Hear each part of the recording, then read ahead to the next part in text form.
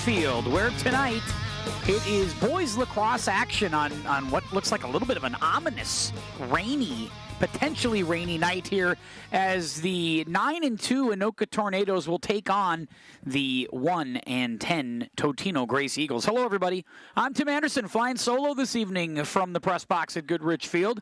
Hoping you will have a wonderful Monday night with us here as we wind down the spring season here on QCTV. Certainly been a fun season for this Anoka Tornado boy lacrosse team. They have really done well for themselves. They got off to a hot start early this season, and they've just kept it going. And they've really done it by scoring lots of goals early in games. They've been in some hotly contested games that have been very close, but their ability to get goals at critical times has been key. And they've kind of led by this senior-laden bunch. They've got a lot of seniors who contribute on this roster night in and night out, and they will be looking for more of that for sure here tonight. Totino-Grace, they're going through some of those growing pains. They're a very young team. They do have a handful of seniors up at the top, but a ton of freshmen on their active roster, certainly playing a ton of JV time. But they also have a ton of young players playing some significant minutes at the varsity level as well. And so while they endure those growing pains, this is kind of where Anoka was a couple of years ago, where they had a lot of young players playing at key times, and you kind of got to grow through that a little bit. And certainly that's what Totino-Grace will have to deal with tonight. The big threat tonight is weather. It's going to be rain, and it's going to be wind, and we're going to be watching because there is the threat of some severe weather. We're hoping it's just rain and wind, and we can play right through it. But obviously, we will keep an eye on the skies with you here this evening.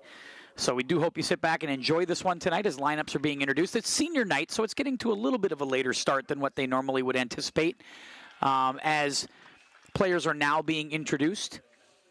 Again, Anoka has a lot of those speedy players. We see Kamari Hibbler right there in the front of the starting lineup, and you know, Kamari is about as fast as they get, obviously, as you know, but they have Ethan Mossman, who's also lightning fast. We watched him play football this year, and several others. Charlie Hendrickson, another speedy player as well. They've got players, Cooper Bakke, that are just athletes, and they can run.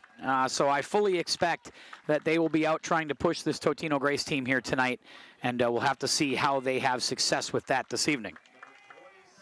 Obviously, it's 10 players on each side for those of you who haven't watched a lot of lacrosse. So they introduce a lot of folks. Is Aaron Knapp just getting introduced? Hunter Bacon will be the goaltender tonight for the Anoka Tornadoes.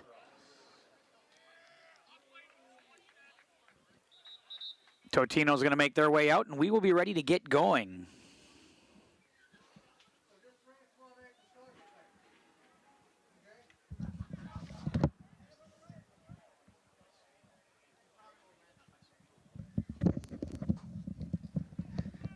And we are just about set. Both teams are going to take a quick chat with the officials here, and then we will get rolling.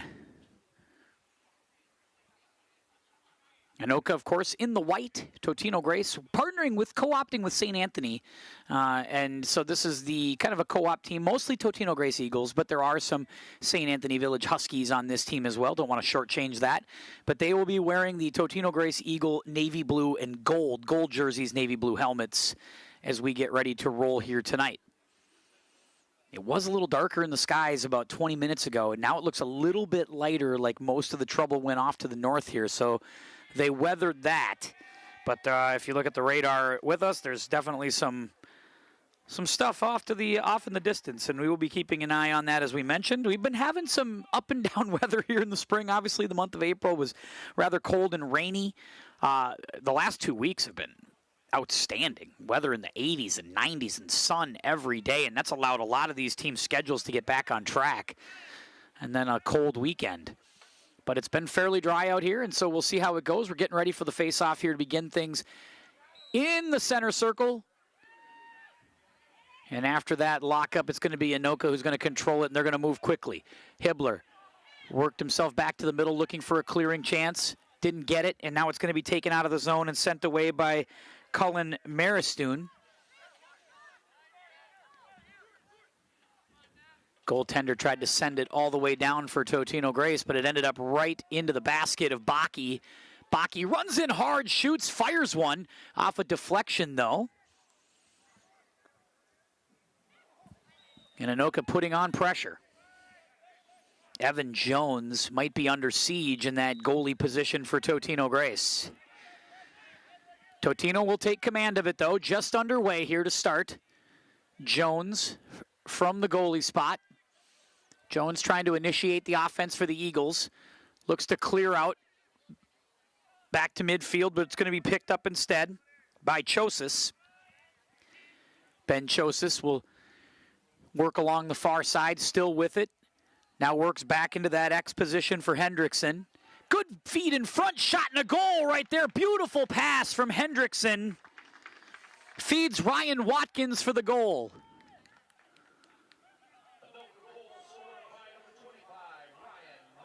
Watkins from Hendrickson. And that's exactly what you want to see. It's kind of the tailor-made lacrosse setup there. You get in that X position, Hendrickson, somebody who could really work with that ball, able to set up a nice feed. Got a centering look in front from a cutting Watkins, and they're able to get the 1-0 advantage. 1:07 into the game. Big start for this Anoka team.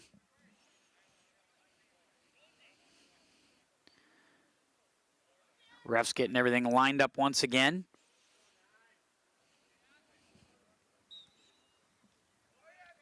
And on that draw, Johnson gets control for Anoka. One hands it here, has that in the basket, sends it. It's going to be Hibbler. I take that back, looks like it might be Barry. Yeah, Barry, number 11. Nice pass to Hendrickson as he cuts in front, saved by Jones.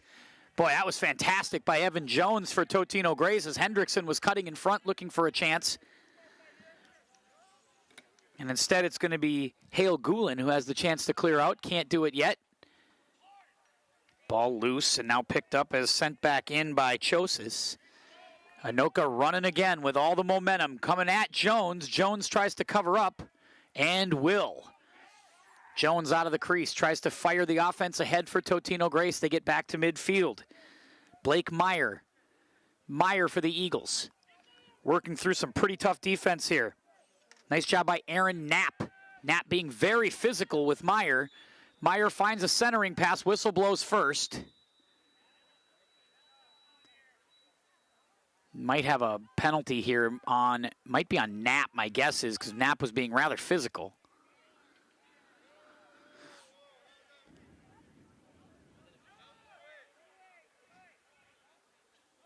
Yep, so that is Knapp, and Knapp will sit, and so this will put the Tornadoes a man down here, I do believe.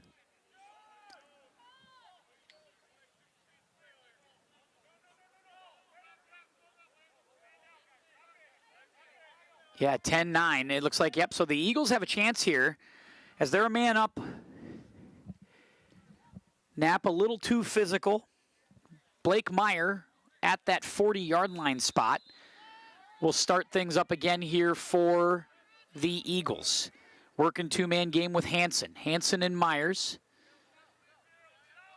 Meyer once again works, once again feeds Hansen. Hansen flings one, and that's going to go over the top and wide, sailing past Bacon, the goaltender for the Tornadoes. They get this back in play quickly. Totino resets. Meyer, Hansen once again.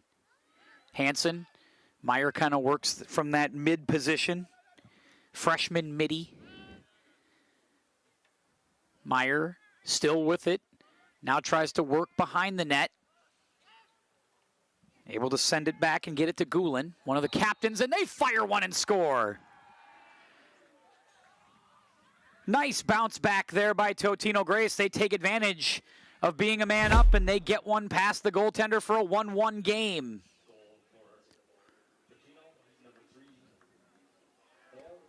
Hale Goulin, who is one of the seniors. Again, a lot of freshmen, a lot of sophomores on this Totino-Grace team. But they have a handful of seniors. Goulin is one of them. Comes through with a big one there to get the equalizer. We're tied at 1 with 9:08 to play in this first quarter.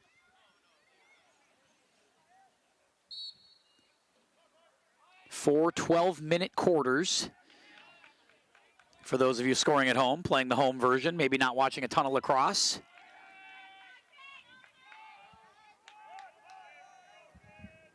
still new to us old guys who didn't grow up with lacrosse as a sport, so every time we get a chance to watch it, it's kind of a new experience for us.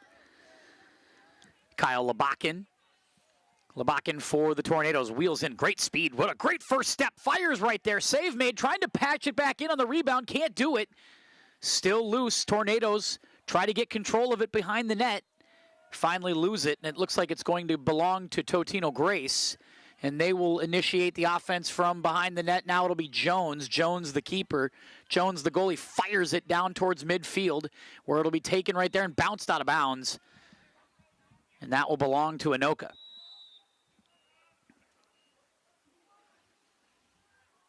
So Anoka will restart. Roof. Roof sends it in. Now back to that X position. Nice little cutting chance that time. Just could not get that thing in the basket. Now picked back up by Totino-Grace, and the Eagles will look to clear.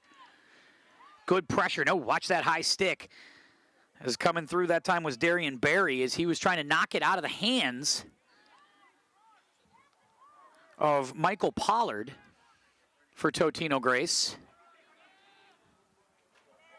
And instead it's Carter Bevins who will send it ahead. Totino-Grace now working inside the Anoka zone. Good pressure from the Tornado defense, forcing a retreat from Totino-Grace. The pizza food truck smells delicious, by the way, for those of you who are not scoring at home, but I'll tell you right now, it is fantastic. There's a shot there and a goal in front. Snuck that one in, and they were just camping out in that midfield position were the Totino-Grace Eagles. And then finally they made one move, made a great pass to a cutter, and they get a goal. Blake Meyer comes cutting across, and he's able to beat Bacon. Speaking of food, beats Bacon for the goal, and just like that, it's 2-1 Totino-Grace. Great patience shown right there by Totino. As once again, they kind of camped out inside that zone in the middle, and they just sort of waited and bought time and waited for a cutter. Maybe caught the Tornadoes napping a little bit or a little bit flat-footed. Off that face-off, boy, coming in fast. Here are the Anoka Tornadoes as they look for the immediate equalizer. Just missed that one wide, but that was Jaden Fox. Now Hendrickson. Hendrickson goes backwards, has Barry. Barry going to work backwards as well. Goes back towards Grant Libby. Hendrickson in the X. Back again towards the crease, fires wide that time. Ethan Mossman tried to fire the lefty in there, but it was well wide. Back to the X, we start again. Little pressure this time being put on Hendrickson as Hendrickson works behind, tries to find a cutter. Now it's Hibbler who will fire one wide once again, and that one is going to belong to Totino-Grace. Couple good looks there.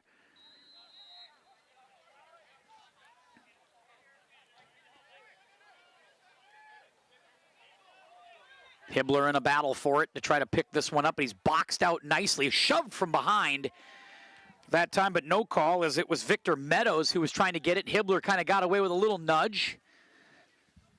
Hibbler now has it as he works to the crease. Beautiful centering pass for Mossman. Mossman trying to find some room. Roll, razzle, dazzle, and a goal.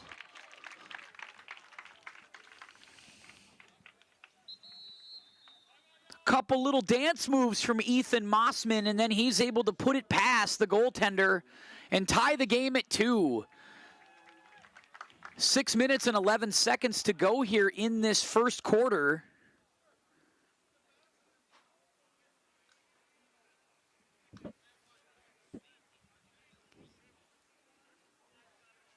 Now again, that gets set up nicely by Hibbler's pursuit. Stayed with that after he had lost that initial draw with it, and then was able to make a nice push down the field, and then immediately found Mossman for a nice centering pass, which gave them an opportunity to get that goal and get this game tied again at 2 with 6:11 to play. Both teams kind of take a timeout here, and it looks like they're doing some stick evaluation there of the referees.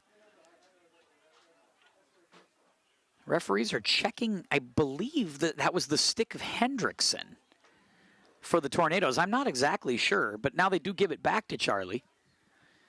So apparently everything is on the up and up there, but had to give it a look, a little inspection, if you will.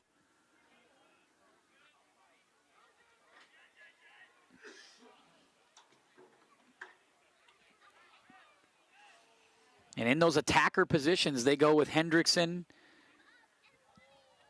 Looks like Hibbler and Mossman. Oh, it's actually Barry this time. They go once again. They don't do the on-the-fly sub here. They sub it right out after the goal. So Barry, Hendrickson, Mossman, attackers. You go with Chosis and Jaden Fox, and also Jack Johnson as your middies. And then playing in the back, the defenders look like Knapp. Trying to get the exact look at the last two because they've kind of done some subbing out, getting some different folks in. Labakin looks like he's one, and also Cooper Baki back in the defender position. Meyer, very busy freshman here for the Totino-Grace Eagles. Reinitiates the offense for the Eagles, and he'll have it about the 42. Trying to make a little move, and does. Works himself through. Big flash of lightning off in the distance. Careful, everybody.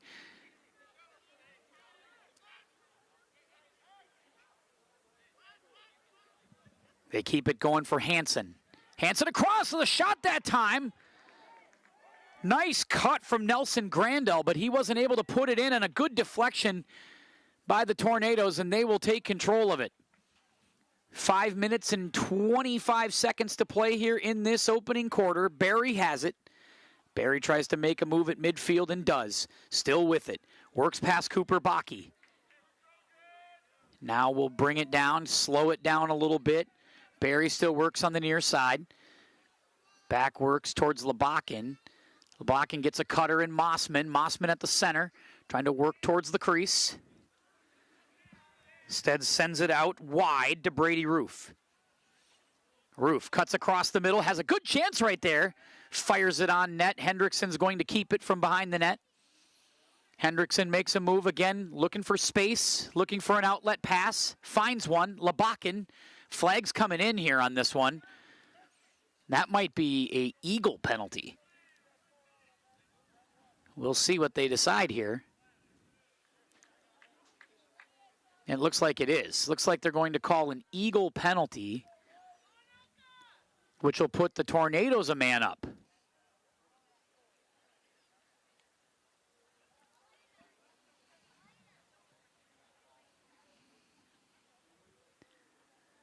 Not ideal when you're already a little bit undersized. Giving this up, especially so deep in the zone. Right in front, Mossman shot, and that is about as candy-coated an opportunity as you're going to get. Ethan Mossman puts it home for his second goal of the night.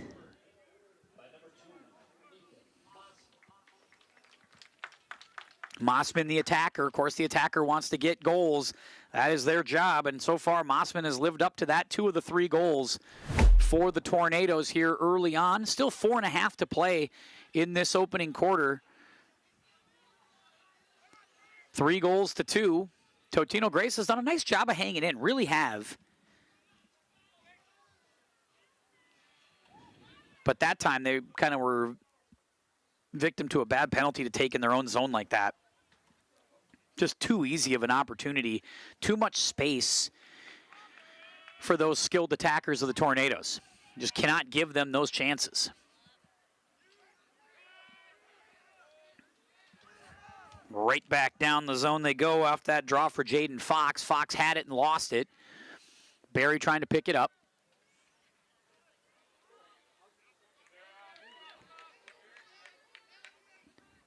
Hibbler back out there as well, but it's Barry. Trying to wheel through the zone here is Libby. Libby lost it, and now the Eagles have it. Good battle for it in front. Eagles will take control. Meyer feeds Goulin. And Meyer once again doing a nice job. Meyer really does a nice job of kind of working the offense in the middle. keeps people involved. He's getting poked left and right here. It's getting relentlessly pursued and jabbed by Dawson Lawrence. Now Goulin sets up, being flanked by Hibbler. Goulin works his way in, couple of moves, a little stutter step. Nowhere to really go with it. Tries to feed it and does. Gets it out to the wing on the outside. Still loose, ground ball picked up. And it's going to be Hibbler, and now this is where the speed comes in. Hibbler runs full, then slows things down as he just needed to get it out of his zone and now sets up the offense for the Tornadoes. Works around a little bit of a screen. Still has room in the crease, fires a low shot, that time misses wide.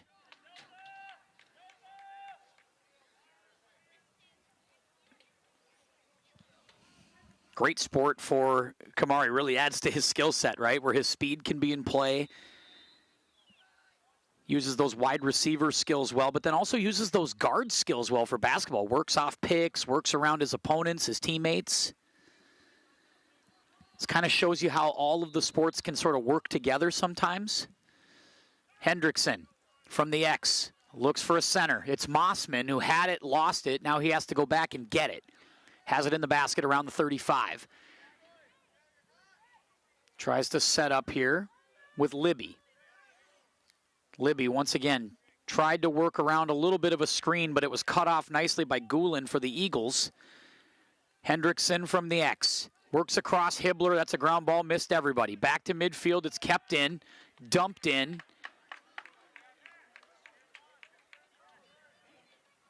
And it's picked up by Mossman. 2:12 to go, first quarter. Mossman works in. Gets bumped. Still has it. He'll fire. And it's a save by Jones. Good pressure by Victor Meadows to maybe force that one out a little earlier than Mossman had wanted. Myers got it now. Meyer works ahead. Good chance here, and a shot and a goal. We're tied at 3.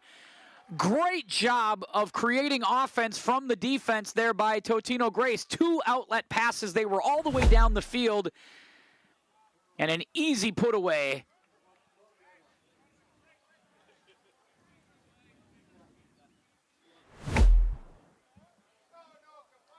Might have been Grant Hansen who got that one. We'll see who they officially give that to.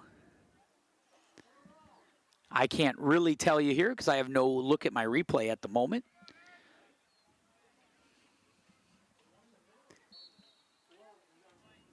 But it's 3-3.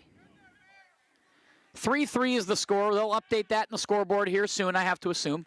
Barry trying to quickly put them back up by 1. Barry works on the near side for the Tornadoes. Back out Mossman. Mossman now being shielded heavily here on the defense as they kind of crowd him towards the top of the crease. Back it goes. Labakin. Labakin works into the scoring zone here. Fires it wide, and that's going to get out of play. I think they'll keep that here with Anoka, as it might have been last touched, or maybe nearest to it is Totino, or towards Anoka. We'll see what they do. And indeed it is Hendrickson. Hendrickson works his way in. No centering pass, so he goes to Barry on the outside. Barry fires a little ground ball at the goaltender Jones, and Evan Jones was able to get just enough on it to direct it away. Hendrickson will try this thing again. Fire another little ground ball wide as Brady Roof tries at that time to go the other way. And here comes an under siege Evan Jones. Hendrickson still with it. Hendrickson behind the net. Pressured. Good pressure being put on here by the Eagles defensively to try to get it away from Hendrickson. But now it's back to Labakin. Labakin mugged in the middle. Lots of contact for it. Loose ball, pushing, shoving. Lots of pushing and shoving. And finally a whistle blows.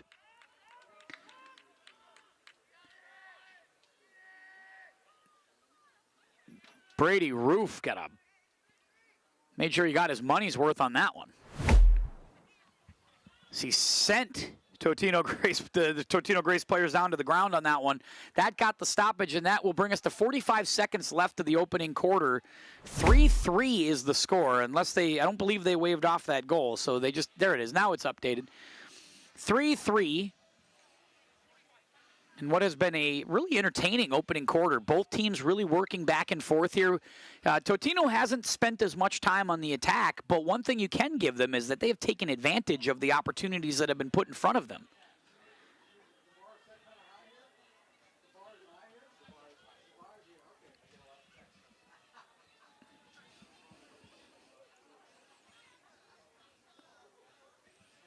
Well, according to the radar again, there's rain all around us, but so far, so good. It is just sort of, maybe we got a little vortex here or something over the Goodrich Field, the historic Goodrich vibes, trying to keep all the weather away. Trying to allow us to get this one in tonight. So off the timeout, 45 seconds left to go in this quarter, which is just an eternity.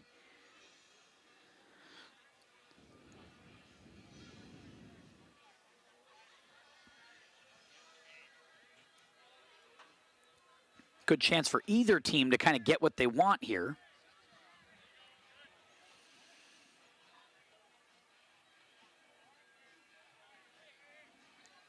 And I think Hale Goulin trying to get his helmet back on, but I think wanted to have a word with the ref about something first. Now has the helmet back on. And Totino has control. They lose control of the ball that quickly. And just like that, possession back to Totino with Knapp. Whistle blows first. I think they lost it right there. Longer stick there for Aaron Knapp. It's like a fishing net. And they're ready to start, but a whistle blows again.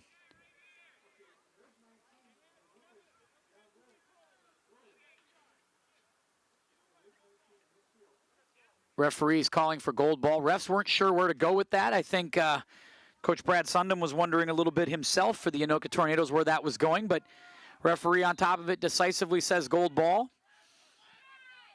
And it is going to be Totino-Grace possession. 20 seconds to play now, opening quarter.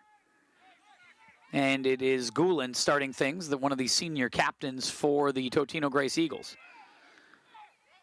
Goulin.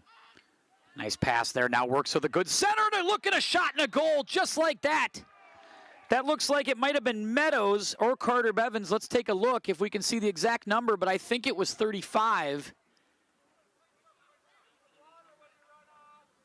Let's see if it was, I think it might actually be Carter Bevins, 36. Indeed it is. So 36, Carter Bevins is going to get the goal. That was really impressive. The young sophomore on a beautiful cut. Well, they're giving the official goal to Johnson, but it is not him. Matthew's actually on the Tornadoes. So that's the wrong guy. I still don't think that's the right guy, but that's all right. 4-3. That's a nice late goal for the Eagles to give them the lead. And they are up 4-3 with 5 seconds to go now. 4 seconds, 3 seconds, and that is going to do it for this opening quarter. Nice job by Totino-Grace. They sort of weathered that storm, metaphorically speaking, to go ahead and get a late goal, and they lead it 4-3. Second quarter comes up in a matter of minutes here on QCTV.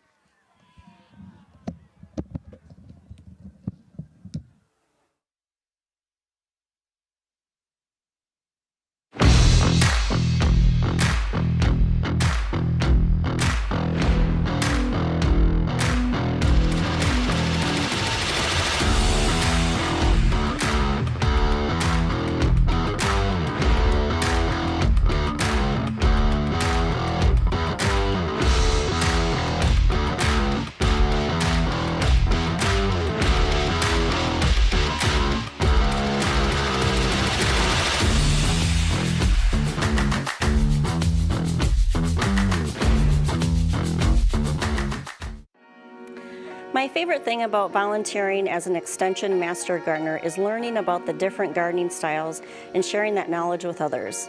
I love meeting and learning from people who care about educating and inspiring others through gardening. Whether you are a new or seasoned gardener, there's always something new to learn.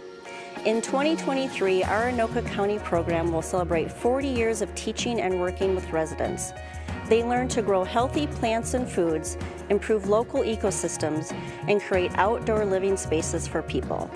I am one of over 150 Master Gardener volunteers living in this area, so one of our strengths is being familiar with the challenges other local gardeners face.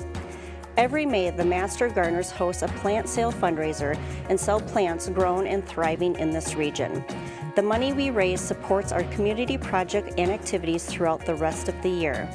I am excited to see what positive changes we can make this year and the ripple effect it can create. Please visit theanokamastergardeners.org to learn about upcoming Master Gardener events and services and how you can become a volunteer.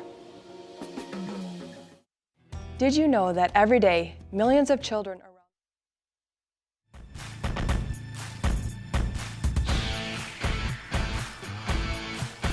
Welcome back, everybody, to Goodrich Field. Tim Anderson here with you for QCTV, QCTV.org, the YouTube channel, everywhere you can go. We're pretty much everywhere. We're totally all over the universe here. Nice first quarter for Totino-Grace on the road, really playing well, playing together, this young Eagles team, and they have led 4-3. Tornadoes have had plenty of chances, but it's about converting, and Ethan Mossman's been able to get a couple of goals, but outside of that, after leading for much of that quarter, giving up 2 consecutive goals to the Eagles to lead to trail 4-3, kind of a tough break. See if they can rally back. Hendrickson from the X, maybe looking for somebody to cut. Instead, they work it back around. Libby, turning, spinning, firing, scoring. There you go. Grant Libby, freshman. The freshman midi puts it away for the goal. Nicely done. And that ties the game at 4, just like that. Beautiful little spin move. And he was able to put it away and get the equalizer here. And that's the kind of start they wanted. They gave up that goal late in the quarter. That certainly wasn't what they were looking for. But to get that bounce back, get that quick goal back to start this quarter, big for momentum, big for the confidence, and we'll see if they can keep that going.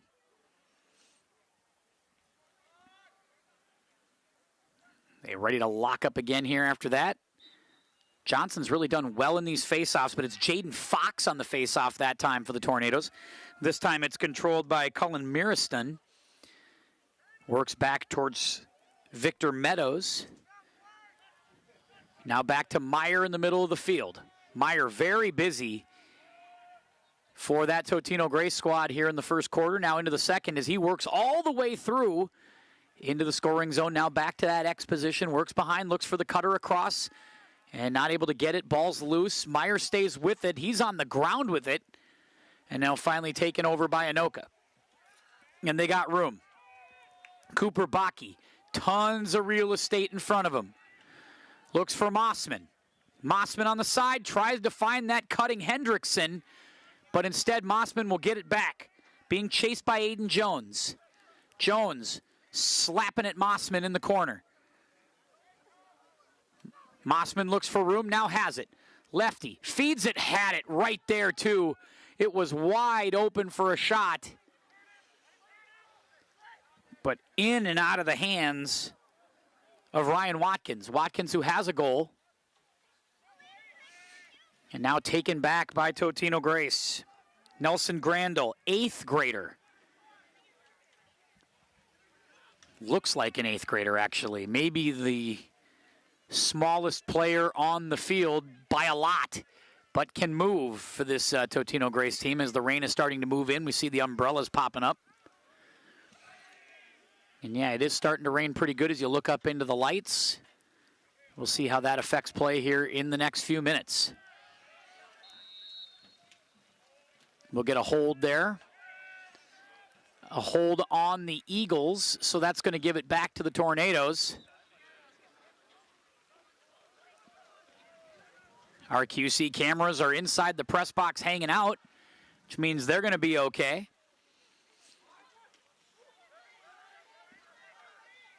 Oh man, big hole. That is crazy there. And Meyer all up on top of Ethan Mossman. basically bulldogs Mossman to the ground, and that draws a flag, and that's going to get Meyer over to the bench for sure, and now the Eagles are going to play a man down. I mean, it's the only way you can describe it is that was just like a headlock takedown.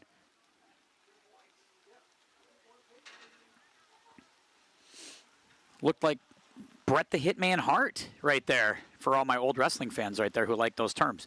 Rain has really picked up. It is some heavy, there's lightning, heavy rain and lightning, and that lightning was right overhead.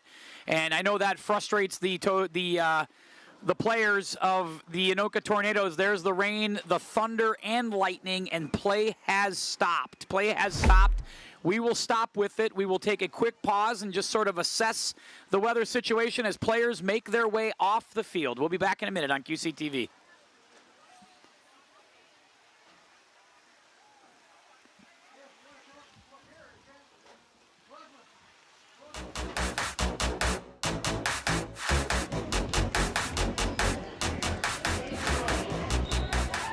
The awards ceremony after winning state was a big one.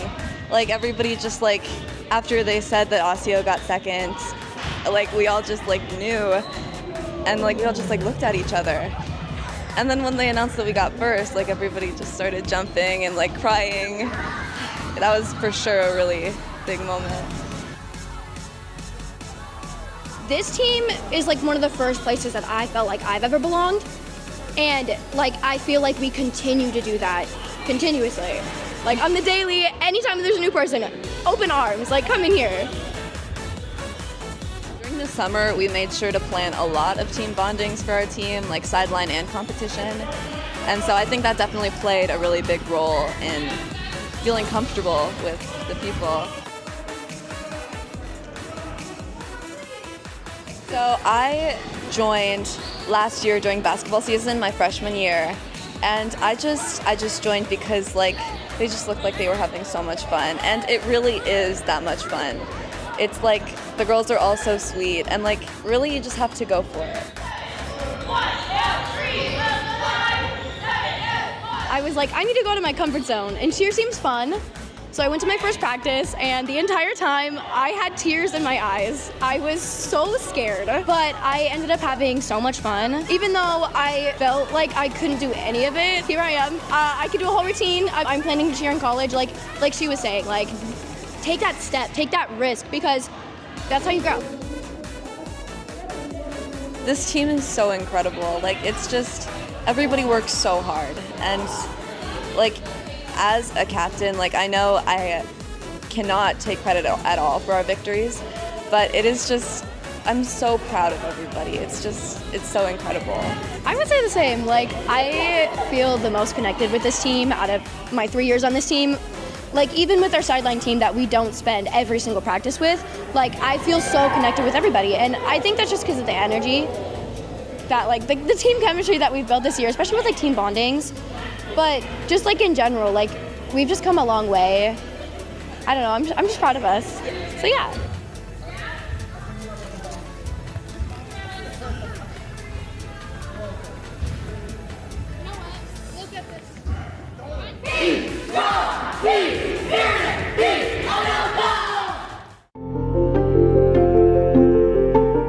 The Anoka County Library is a hub for knowledge, creativity, and connection.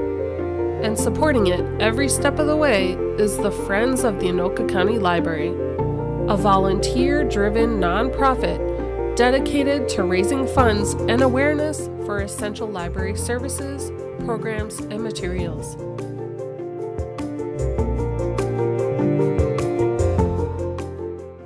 My name is Janet Eaton. I am the president of the Friends of the Anoka County Library. And we've been around for about 25 years, I think, but we have grown. We have done some wonderful things. Last year we were able to donate $20,800 to the libraries for many of their different programs that they have. The Friends work behind the scenes to ensure that the community members of all ages have access to enriching programs, engaging events, and valuable library resources. We also have book sales. We have 3 a year. We have our next one coming up on May 9th, and that will be at Circle Pines Centennial Library.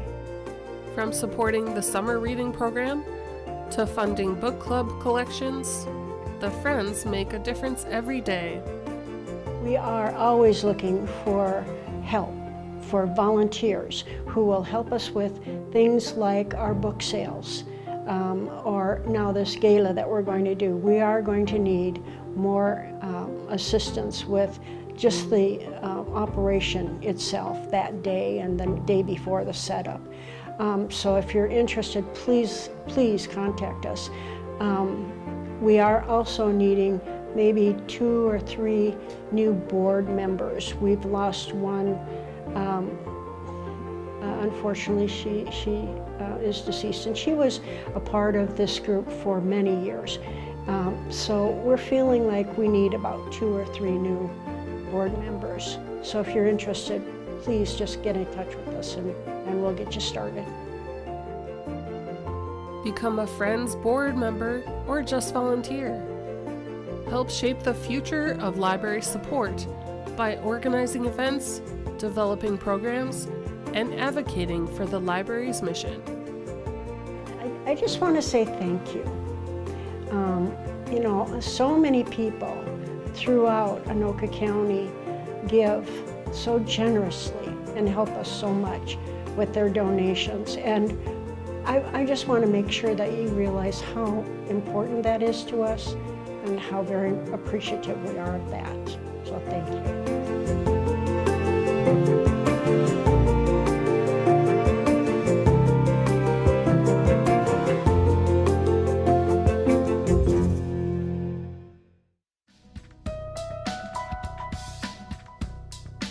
Very good. Well, my name is Joe Field, and that's significant because I actually found out 6 years ago that isn't my name. 6 years ago, I actually found my dad for the first time. You know, I was 60, so it kind of gives you a clue as to my age. But aside from that, I found my dad, even though I was never adopted. My mother had died 20-some years prior, never told me who it was except he was a fireman or a fire in the Air Force. That's all I had to go on other than the city of my birth. So decades of trying to find him off and on. You know, I grew up fatherless, in the projects, in poverty, evicted 7 or 8 times. But somehow I made it to, you know, on to law school and became an attorney. It was quite a journey, but throughout my life, like one piece of a puzzle missing out of 1,000 pieces, it just bugged me that I didn't know who my dad was. And then I was able to find him 6 years ago. And I share that in the book, how I did that. It does have something to do with DNA, family trees and things of that sort. That comes in handy. 7 new siblings. They accepted me with wide open arms, which is amazing. So I wrote this story about how I found my dad, but the story became more than that because they had, you know, they wanted to know, well, where did I live? How did I become a lawyer and all this? So I wrote this story, this memoir of being raised fatherless. But see, Finding Joe Adams, that's my book, Finding Joe Adams. That's my dad's name. We were featured on national television, Fox and Friends, when we met back on July 29th, 2017. Actually, we were on TV together 2 days later, and they interviewed us. And it was a wonderful time. I flew down to the Houston area to meet him. And it was a powerful, impactful time. And that one missing piece of the 1,000-piece puzzle was snapped into place, and it completed something. But my emotions were so strong, I had to write about that story and then write about my rather quirky, eventful life that I equate to The Pursuit of Happiness meets Forrest Gump. Oh boy, that's a mixture. That's my life. And I wrote this story, and I've gotten an award from Reader's Favorite, Bronze Medal in Christian Nonfiction, because Finding Joe Adams is not only about finding my dad, it's about God finding me. And my name is actually Joe Adams too, I learned. And so it has a couple meanings.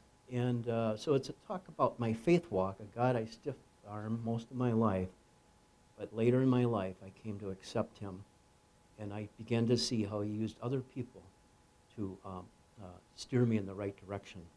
And so this is a story about overcoming obstacles. It's about finding someone, a relative, a family member that you haven't seen, that you want to connect with, and how can you go about doing that? I explain that process in this book, but it's primarily about what it takes to overcome those obstacles that seem to always have you down. It's a book of encouragement and perseverance. So that would sum it up in a few minutes, and what Finding Joe Adams is all about. By the way, it did get a silver medal by Reader's Favorite a year later for a nonfiction audiobook. So it's an audiobook format as well. So that is it about Finding Joe Adams.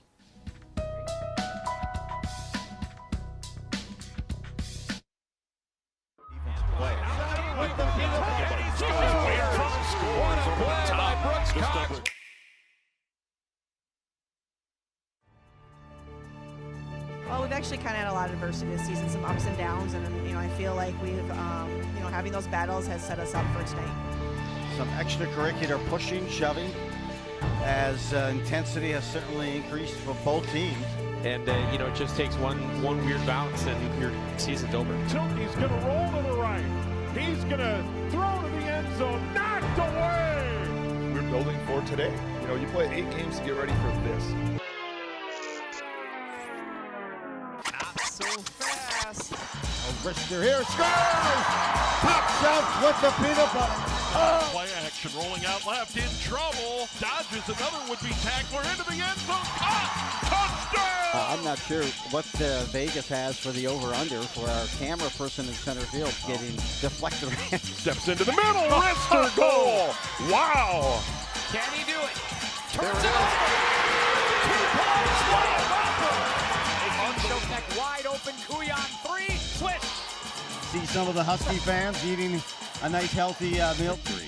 This one is hit high in the air, center field, right center, up, and that's out of here. Upmore, good feet inside, and what a shot by Schindlebeck. A base hit, big time. Drive high and above, and it's a goal. Matt Jones. But Danny Welch up the middle, and he busts it. 40. He is gone. Scratch that, Joe. They do have momentum back. Trombley over to Reader. Perfect stat by Trombley. Reader drops the hammer. How about that? 1 point. So it did come down to second and third as you predicted. Hey, QCTV, good job picking this meet for television. This is phenomenal sports entertainment. I mean, it's really good.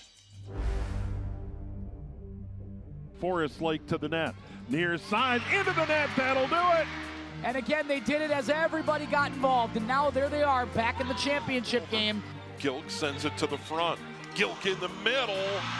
There it is. Carly Gilk seals the deal. Raptors to the right, Rebels to the left. Raptors serve, and we are underway. Batted over.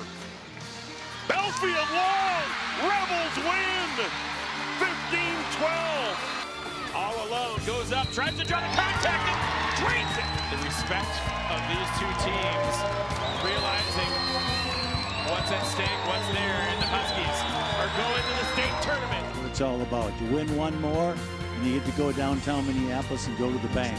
Sets the wall, next one scores! Oh, a blazer! That thing drew paint off of the pipe. Roll out of play, and the Huskies are going to take home a quarterfinal state tournament win, 3-2 over the number 3 seed.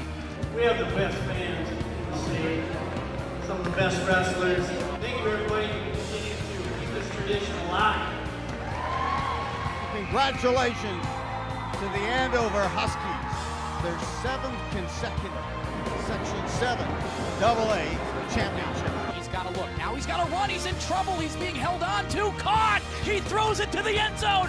Caught after the back way. And the Anoka Tornadoes are going to the bank. As a member of this community, as a former faculty member and coach, it is an absolute thrill. It is an absolute thrill to be able to watch these athletes work their butts off and then be able to reap the benefits of it and feel the unity of being a part of this community. And isn't that something that all of us want, to be part of a community? And that is the greatest thing of all.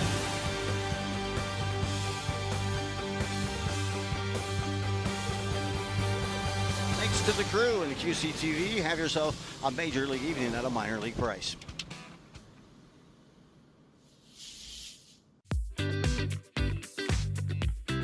We've been at our new store for about 6 weeks now. We brought over the best of the best from our Coon Rapids location. Champlin actually approached us when they were working on the Mississippi Crossings development and asked us if we would like to be part of it.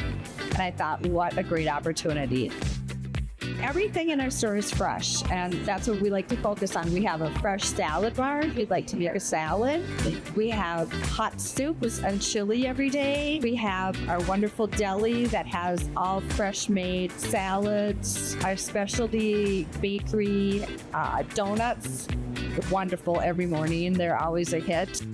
We know we have the best bakery around. Honestly, our donuts are phenomenal, and I think it's a little hidden gem. People don't realize how good they are.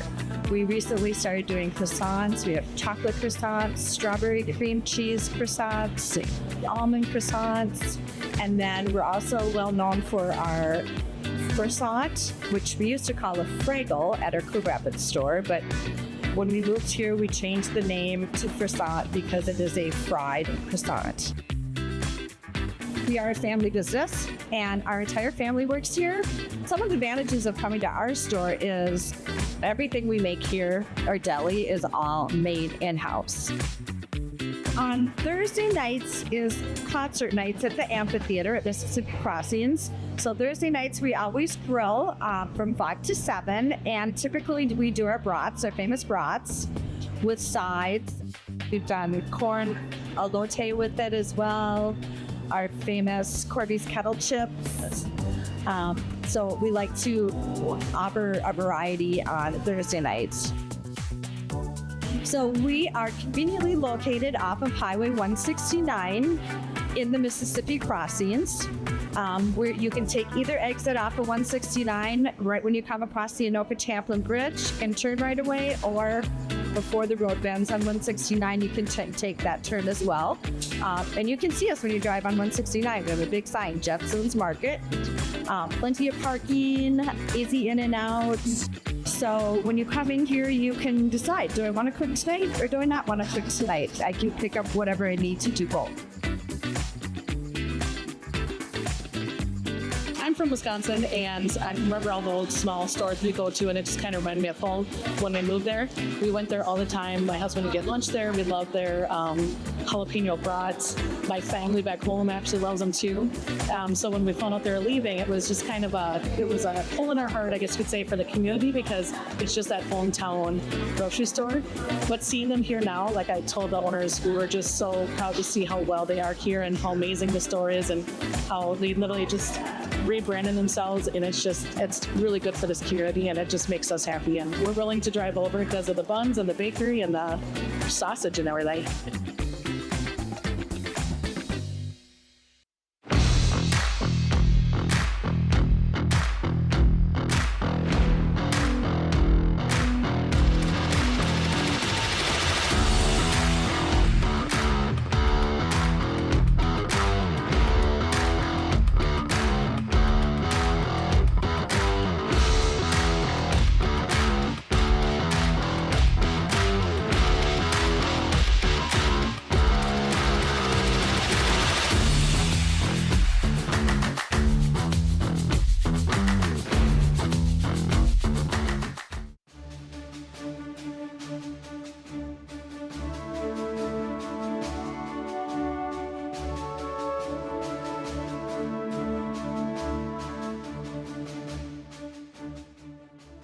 This Veterans Day weekend, the Vietnam Veterans of America, Chapter 470 in Anoka, held a memorial dedication at Riverfront Memorial Park to unveil the new Vietnam Veterans Memorial statue.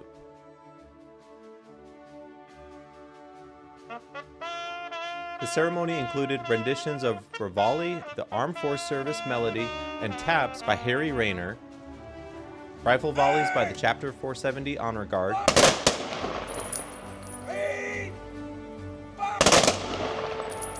speeches from Chapter President Stephen Freitag, Chapter Founder Richard Bergling, Rebecca Dazins from the Anoka County Historical Society, Anoka Council Member and Iraq veteran Sam Scott, and Honor Guard Commander Mike Clark. Come check out the memorial right next to the center of the engraved path of names of veterans and service members from the city of Anoka. And thank you to all of those who have served in our military.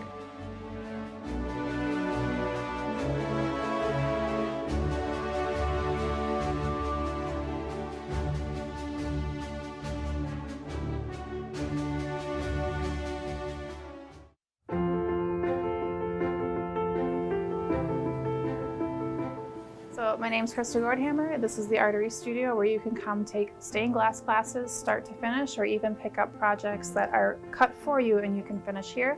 I also have mosaic classes and a friend who's teaching glass fusing classes.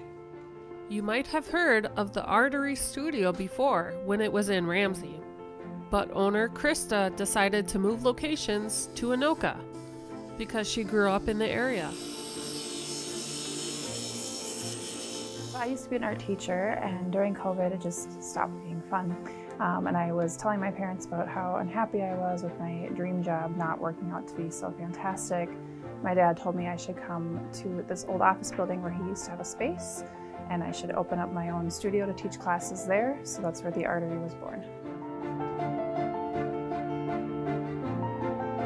I get to do whatever I want every single day. I can't wait to get here every day and just get working on glass.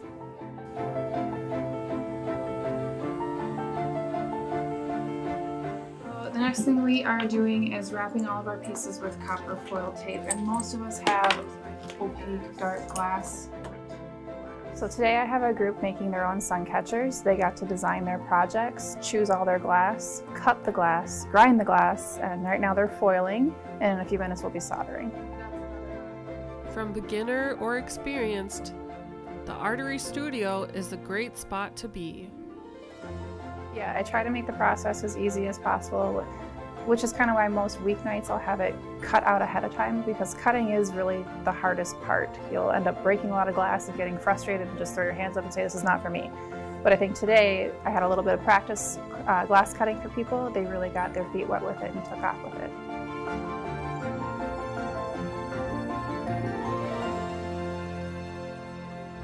And every artist has a favorite piece they've made. It's the rainbow quilt block in the corner.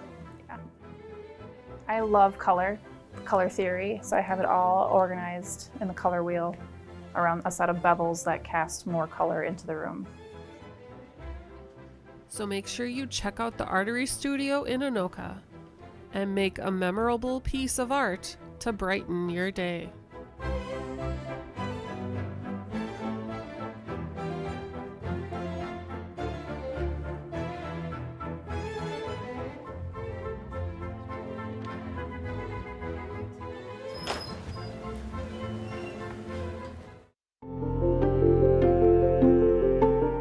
The Anoka County Library is a hub for knowledge, creativity, and connection. And supporting it every step of the way is the Friends of the Anoka County Library, a volunteer-driven nonprofit dedicated to raising funds and awareness for essential library services, programs, and materials.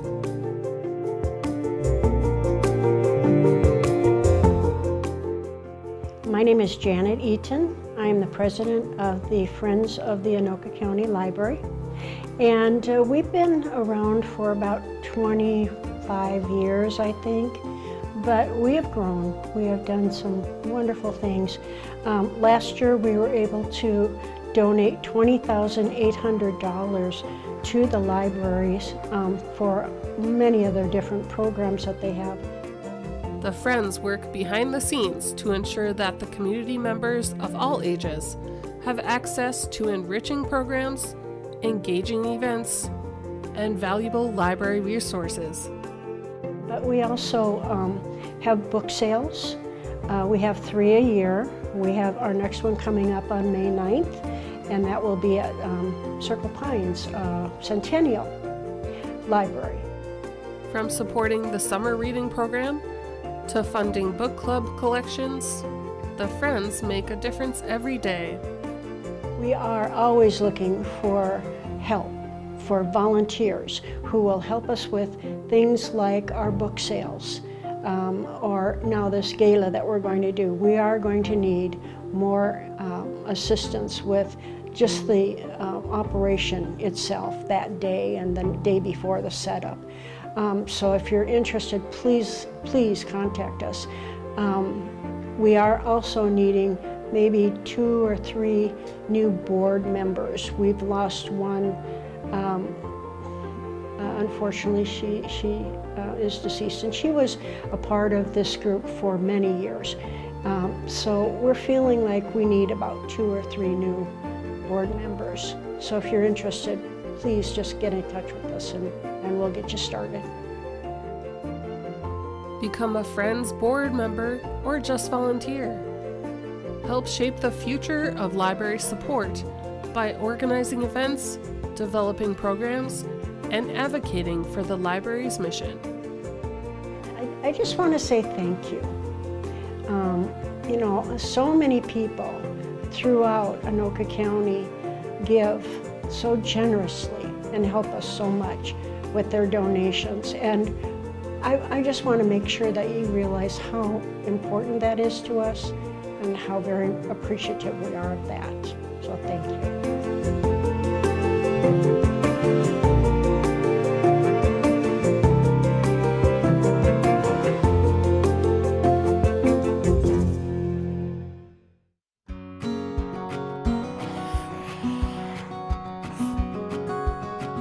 Choice has always provided bright futures through enriching programming, partnerships, and employment services for individuals with intellectual disabilities. And one area of growth for our organization in the past few years has been our arts program, Studio. Studio believes that everyone can benefit from and enjoy the process of art making. Studio encompasses on-site programming and activities like dance, music, drama, creative writing, drawing, painting, and knitting. But it is also much more than just classes. It includes community partnerships with local businesses, artists, and galleries. On-site classes may provide step-by-step instructions that help improve focus and encourage decision-making, or provide a space for imagination and open-ended creation. One class may energize and challenge our members, while another class may provide a calm and quiet space for meditative thought and relaxation. With Studio, our members have hand-built ceramic plaques and masks, written and illustrated published books, designed t-shirts and calendars, and sold magnets and buttons. Studio artists have also exhibited their work in local galleries, libraries, and coffee shops. The impacts from the program have been huge. Our members aren't just making art, they now see a future for themselves in the arts. We are always creating and looking for ways to share our work and meet other creatives in the community. Reach out if you are looking for art to cover your wall space or sell in your store. You can also follow us on Instagram at Choice Ink Studio to get a peek inside our creative space. Are you passionate about teaching art and providing mentorship to artists with intellectual disabilities? Check our website, choicejobs.org, for art instructor positions, or find us on Indeed. The arts can provide a fulfilling and bright future for everyone, and our goal is to help our members realize their artistic dreams.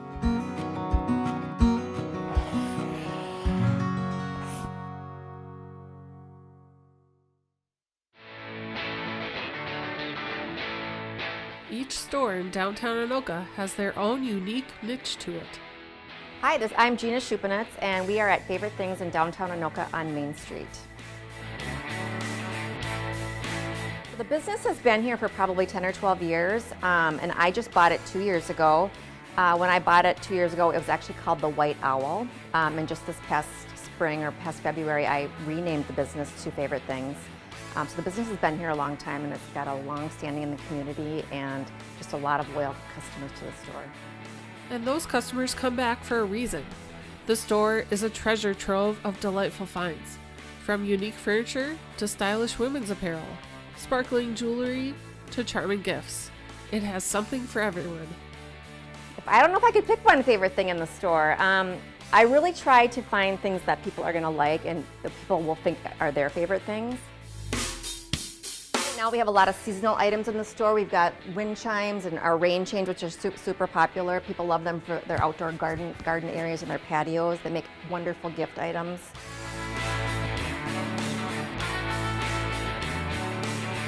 Then, during the seasons, we change out the decor too. So every season we have new items. So in the fall, you'll see a lot of fall decor. And then, of course, during the holidays, this store becomes just a mecca of Christmas items. So I would say if you haven't shopped here, make sure you come back and check it out each season, because you definitely will see something new every time you come in. Favorite Things is also participating in the Anoka Social District, so customers can enjoy their drinks, socialize with friends, and shop in the store. The Anoka community is thriving. The Chamber of Commerce here and the Discover Anoka group do a fantastic job with helping to promote the downtown area and the small businesses. And almost every month of the year we have an event here in town which brings in a lot of customers and just brings in a lot of new people to the city, and it just helps the small businesses thrive. Yeah. I want people to come here and say, oh my God, I'm looking for this item and I want to give it to a friend of mine because it's an item that I love. So that's kind of what I try to specialize in. So next time you're in Anoka, I definitely make a point to stop by and see what catches your eye at Favorite Things.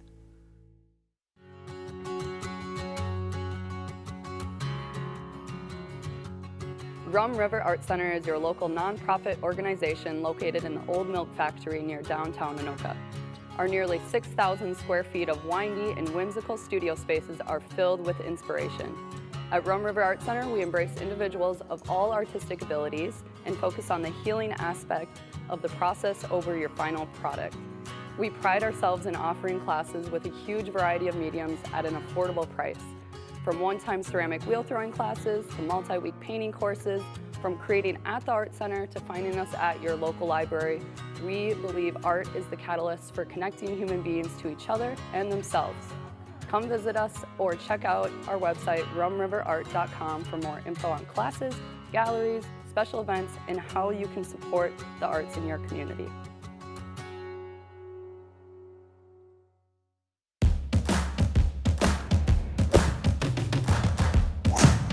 Greenhaven Golf Course has been a staple in the historic city of Anoka since 1937.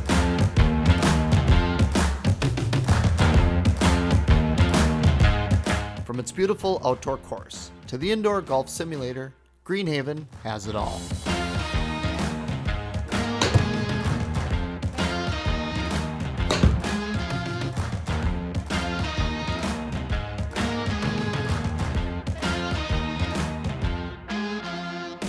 Hey, book your next golfing adventure online by visiting their website and then stop into their fully stocked pro shop for all your golfing needs.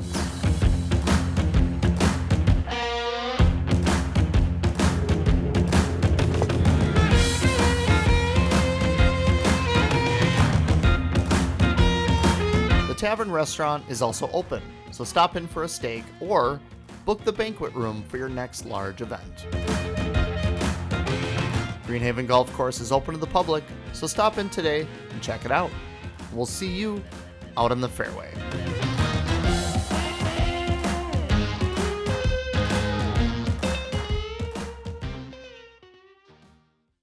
We are Midwest Animal Rescue and Services, aka MARS. We are committed to serving both pet and parent, finding homes for animals that were once lost, left behind, and forgotten, while bringing harmony and enhancing education in our community.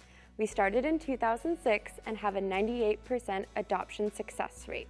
With the help of our community and people like you, Mars has saved over 21,000 animals. All of our animals live in foster homes as family members. Once they get adopted and go home, they stay home. We have a nonprofit veterinary clinic and dog obedience training services. We are actively supporting both ends of the leash, both people and pets, breaking down barriers and building community. Visit our website, www.midwestanimalrescue.org, to learn more and join our Mars community today.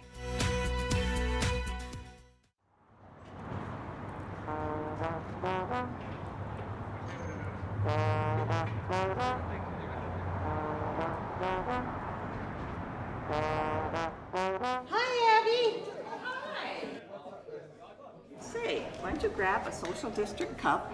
We can walk down to the river because I've got some books for the Little Free Library. Oh, that sounds like a great idea. Thanks.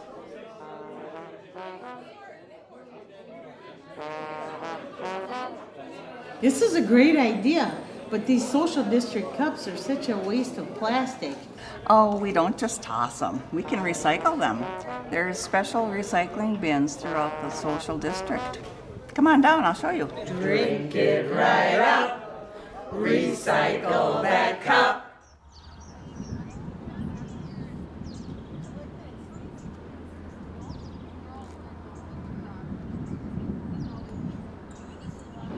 So, you said we could recycle these social district cups. Where's the bin? There's one right over here.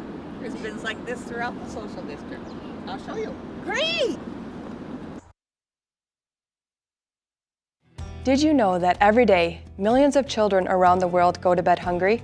At Feed My Starving Children, we're working hard to change that. But we can't do it alone. We need your help. It's a fun, rewarding, and impactful way to spend your time. Plus, it's something you can do with friends, family, or even your coworkers. Ages 5 and up and all abilities are welcome. We take care of you every step of the way, from greeting you at the door, increasing your understanding of the impact of world hunger, to specific volunteer roles. We're here to serve you. And together, we'll celebrate the powerful impact you've made in less than 2 hours. So join us at FMSC Coon Rapids and be part of something bigger than yourself. Find more details and sign up for a volunteer slot at fmsc.org/volunteer. Together, we can feed every child until all are fed.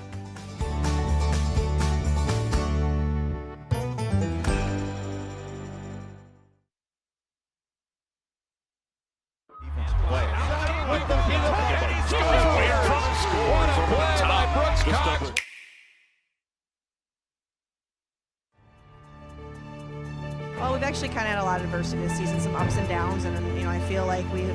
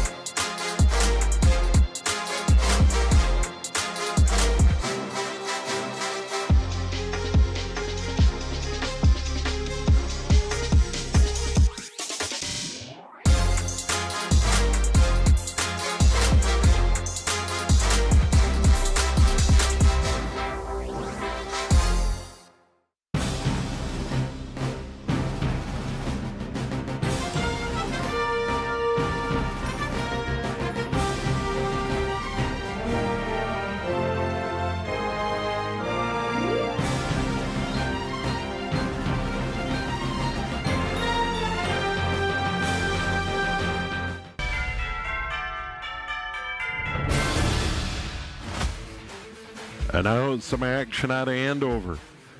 As they try and run some cuts, they get it in front. And that's a goal. Elray Atkinson, her 7th of the year. On the field is Wigan. Wigan right down the middle, all the way in. Shoots and scores. Oh, Wigan ties it up. Just flat out outstanding. And look at her career numbers for Spring Lake Park. Cut into the middle. She'll walk right in and go top shoulder and get her first goal of the night. And the step and shoot out of Schmidt. She'll run in. She'll power her way all the way through and get the goal. Senior defense, Allie Edwards, sophomore attack for Spring Lake Park.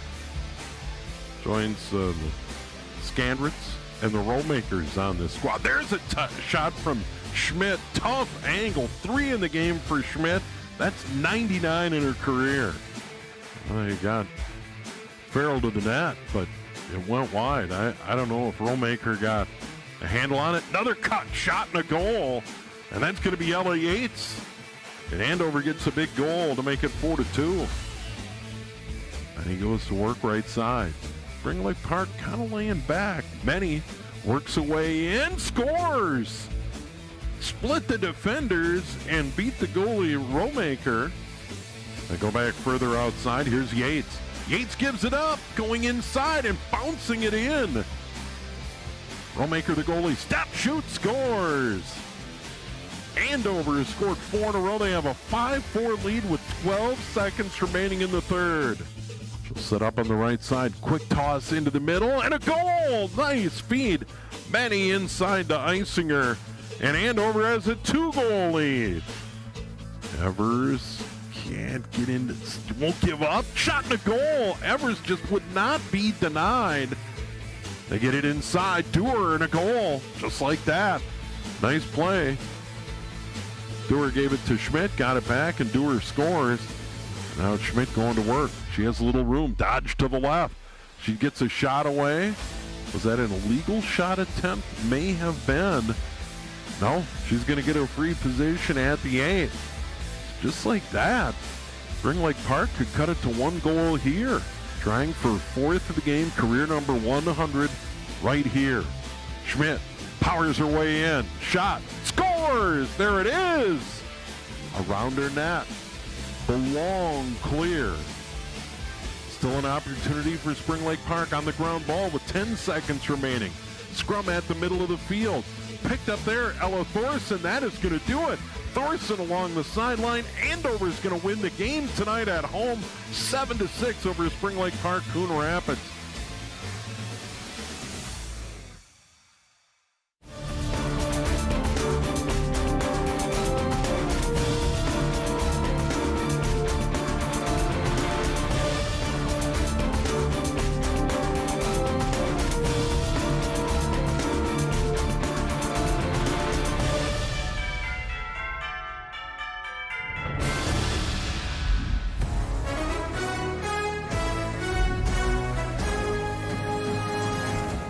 Andover comes in with a mark of 13-3, taking on Rogers, last year's Class 4A state champion. Huskies jump out first and get a lead of 2-0 after that sacrifice fly by Avery Stock, and the Huskies happy with a 1-0, 2-0 lead at the end of 1. We go now to the second, countering, piling and stacking some hits here. This explosive Rogers offense. It took Olivia Owing with that 3-1 blast. That was a game-winner hit, and that's a lead the Rogers would never relinquish. Coming back late, getting some additional runs off of a couple of miscues defensively for Andover, and the Royals extend their lead, score of 6-2. Great pitching by Kostecka. She retired the last 11 hitters she would face for the Royals, but down but not out. Andover a chance here in the 7th. 2 outs. They get a run that scores late to cut the deficit to 6-3. Could not overtake Walduck. The pitcher for Rogers with 6 strikeouts and going 7 complete gets the win, and Rogers now moves to a mark of 12-3. Andover to 13-4.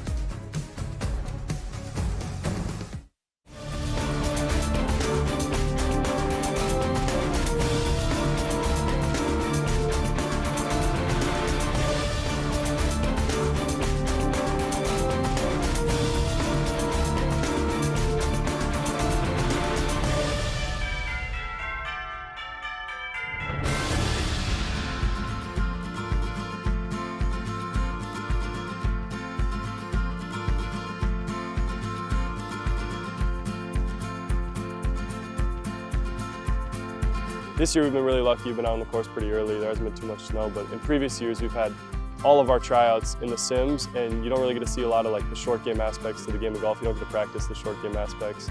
And this year it's just been really nice to get that practice in earlier in the year.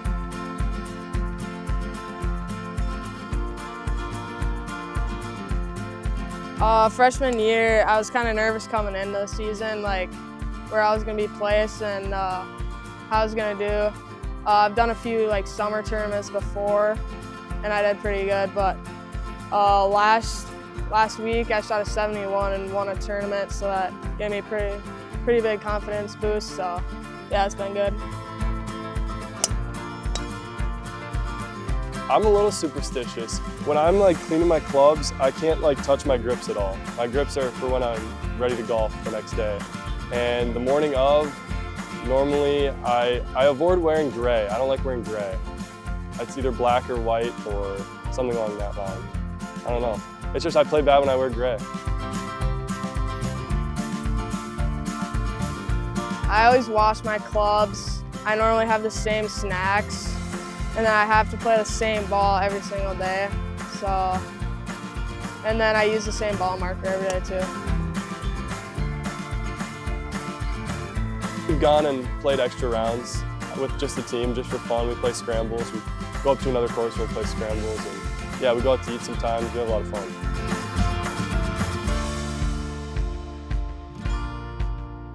Yeah, I felt that energy, and they all welcomed me pretty good.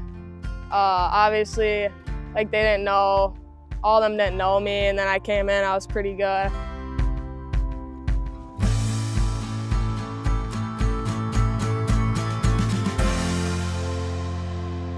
For me, Coon Rapids, just because we share a course with them, they're here with us every day, and I feel like it's competitive with them. We play a lot of head-to-head matches, and yeah, I like playing against Coon Rapids. I always want to give myself a goal going into the tournament and play good for myself. And it's always nice to play good for a team too. It's nice like looking back and seeing like if you helped your team a lot. My goal was to be 1 seed, and I've already been 1 seed. And then my other goal is to make it to second day in sections, and state would be a really good goal. My goals are to make the cut at sections, just play good first day, go back up for the second day and have a good second day. And I don't know, I feel like my goal this year was to be a good team player, like really be a good role model we have a very young team, I'm the only senior. And so to really be a good role model and show them what it's like to be a good golfer. And yeah, and I feel like I've done that so far.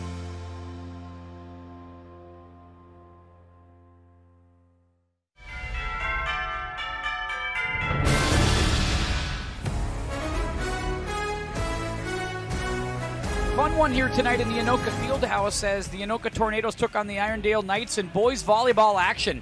In the first set, it was a service game. Hank Anderson, nice serve there, gets a quick point for the Tornadoes. Irondale tries to hang in, but a lot of unforced errors really held the Knights back in this first set. They get a couple right there from Abdul Minim, but in the end, it was all Anoka. Mark Maznaguda getting it going from the outside. Had a bunch of kills in the first set. Kept things rolling for Anoka. Another opportunity for Maznaguda on the outside, sends it in, another big point. They cruise 25-11 in the first set. Second set, kind of same as the first set. Irondale struggling to get things going in the service game, and when they had chances at the net, it was really all Anoka. Maznaguda continued his dominant play on the outside, knocking that one down. A couple different shots at it, and finally was able to put it away. Set continues. Irondale tries to hang in, get a couple chances at the net, but in the end, still too much, as this time it was Cletus Constance putting it away. Second set, 25-14. Third set, a little bit more competitive. Irondale hung in there, served it a lot better, had a few more chances at the net, but in the end, Anoka showed a little bit more of that polish and that team chemistry. Nice kill right there, as Maznaguda got another look on the outside, this time using some finesse, taking it down on the inside, getting a big point. Then another one there from Cletus Constance getting a big put away. And finally on match point, it was Nate Lindberg. Nate Lindberg comes up with the cross-court shot here, and that will do it. Anoka wins it in straight sets tonight. That one was 25-19. Big win tonight, 3 sets for Anoka on QCTV.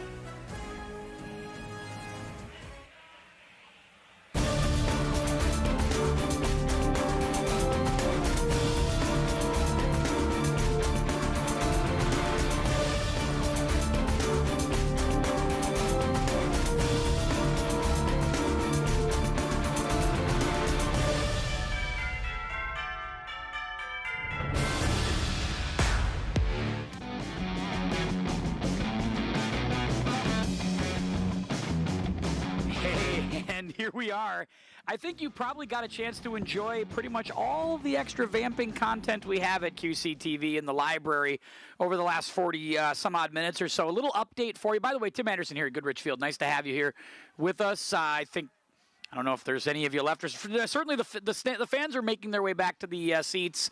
But about a little after 7, we had obviously some heavy rain that really picked up here in the area. And then we had a lightning strike and some thunder come right near us, or a little lightning in the area. And, of course, once that happens, it's an automatic, basically half-hour sit. So once we were able to get the players cleared off the field and get the fans off of the bleacher area, it rained pretty hard for about 15, 20 minutes or so. And it is still kind of lightly drizzling at this point, but it looks like the electricity and whatnot have gone out of the area. We might have rain the rest of the night. There's a good chance that it might rain through the remainder of this game, but we're hoping that we'll be able to finish the game and get the game all the way in. We are in the second quarter only, so we got a long way to go. 9:15 left to go in the second quarter. It's a 4-4 game.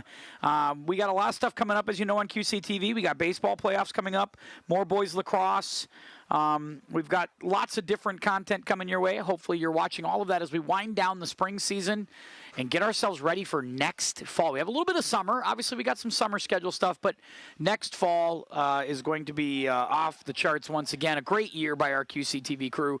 Can't say enough good things about what they were able to do for us this year. Ryan, the crew, everybody working these games. We got a lot of content in this year, and gave you a chance to see as many of our big games as we could possibly bring you, and certainly hope you enjoyed it wherever you were.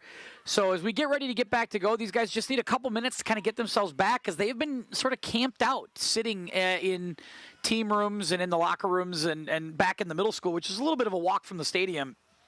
We had to get them kind of out of there. So once they were out, they got to get a chance here to kind of stretch out and get rolling. We will get back to action soon enough. We'll see how many fans elected to hang out and how many of them chose to powder up out of here at this stage. A few fans will hang around. It is a chilly night, though. Now it is a damp, chilly, cold. It's going to be a battle of endurance and attrition to the finish line. Referees are back out on the field as well. They might want to go ahead and take a couple of limbering stretches if they need to here. Maybe do some up downs or something here in the next few minutes just to get themselves ready to go for what will no doubt be an interesting rest of the game. Be interested to see which team comes out a little flat-footed here as we get out of this break, out of this long weather delay. I thought Totino really came out and played well and took it to Anoka a little bit. Anoka got the early goal here in the second quarter, and they were just about ready to go a man up. So we're going to come back to 10-9 because if you remember, just before the weather delay, we had a penalty on Blake Meyer, which kind of bulldogged Mossman to the ground, and that should give an advantage, I think, to the Tornadoes. I don't believe they had a chance to serve all the way out, and sure enough, it is 10-9. So we are getting set to get back going. Players are back on the field, and we will begin. Just haven't sat through a lot of weather delays in my years as a broadcaster, so a lot of rain music got played here. Credit our press box crew for having the playlist ready. They skipped a couple of big ones, though. They played all the big rain hits, but they missed "I Wish It Would Rain" by the Temptations, and they missed "I Wish It Would Rain Down" by Phil Collins. Missed both, so kind of a shame on them. But they did nail the rest of them. It was pretty good. All right, off the break, we are back playing. Hendrickson saw Barry come across. Now they're going to go back. Mossman, who's going to sling one in there. Saved by Evan Jones as he was able to knock it away, the goaltender. They'll sling another one past him, and that one's going to go wide. As it was a big wind-up, Tornadoes come out firing, and of course they have the extra attacker, so you got to think they're looking for a quick score, get themselves back in the flow of this thing. Big shot, score that time! Grant Libby gets his second of the night. And they take advantage of the man down for Totino-Grace, and they lead 5-4 as we are back playing. 8:41 to go here in the half. My guess is they will cut the half short. They may not do much of a halftime, and they'll just keep playing would be my guess. But we'll keep an eye on that when we get to that point. They will get ready to, once again, kind of face off here at the center circle. And we're rolling. And off the draw, it's Jaden Fox. Fox breaks right through the defense once again, fires, and that one goes wide and out of play. Well, if there's any question about what team was going to come out really firing, it's the Tornadoes. Full energy. They are sprinting and getting after it. Hendrickson has to go chase down the ball. Ball still loose here behind the net. Feeds it back out, but instead he's knocked out of bounds. Good pursuit by the Eagles, and they're going to take over. Some on-the-fly subs for both teams as they try to get all the fresh legs back on and all the warmed-up legs. It might take a few minutes for some of these guys. I especially look at some of the guys wearing the shorts who maybe haven't had a chance here. It's dropped, even 5-7 degrees since the start of the game. Victor Meadows will pick it up. Hendrickson chasing, poking, swatting away. Now trying to pick it up, and now we'll get a whistle instead. Oh, and now we get a penalty. Flag flies, and who are they going to throw that on? Might be on Hendrickson. They might be throwing that on Charlie Hendrickson, and it looks like they are. So Hendrickson looks like he's going to make his way out because he's kind of got the arms up going, what do you mean?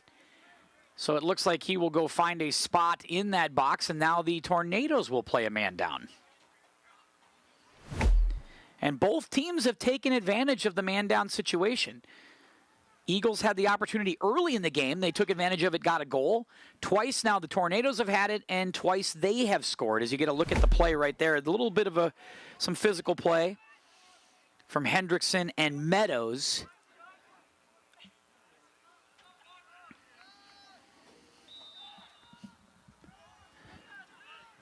And we're back. It's Meyer. Meyer, center mid, setting things up for the Eagles as they look to attack and try to get this thing tied again at 5. About 7:40 left to go in the half. Totino-Grace being patient. This worked for them last time. Now back to the X. Good rotation here of the ball. Hansen working a little weave with Goulin, who will try to fire one in front. They get a shot and a goal, and I believe it's the young 8th grader who got that one. Nelson Grandel.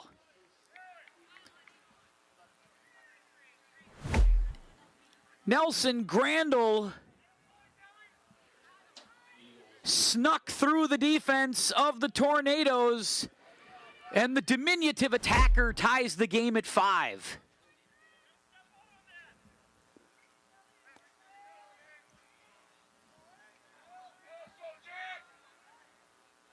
They may not even make varsity jerseys in his size, and yet there he is getting goals.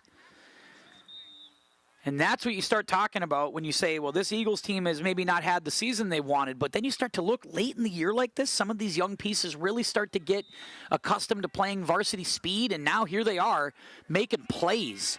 Tied at 5, Tornadoes back on the attack, and the whistle again blows.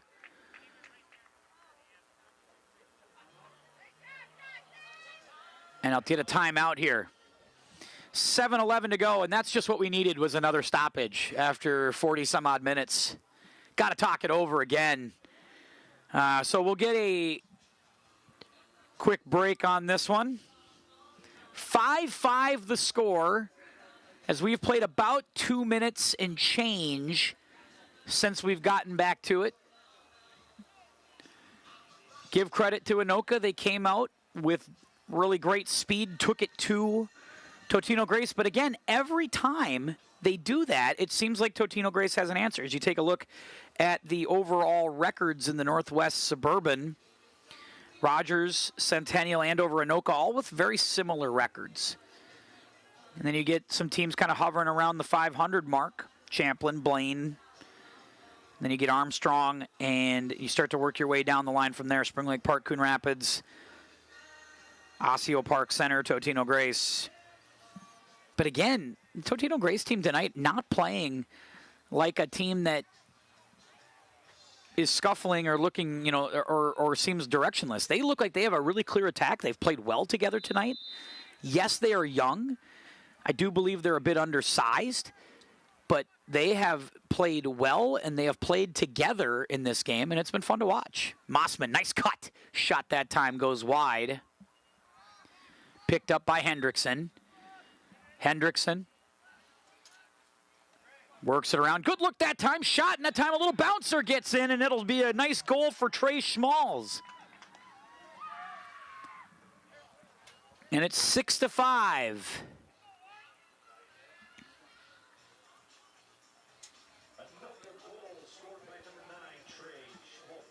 Trey Schmalz gets the goal that time. He's a sophomore.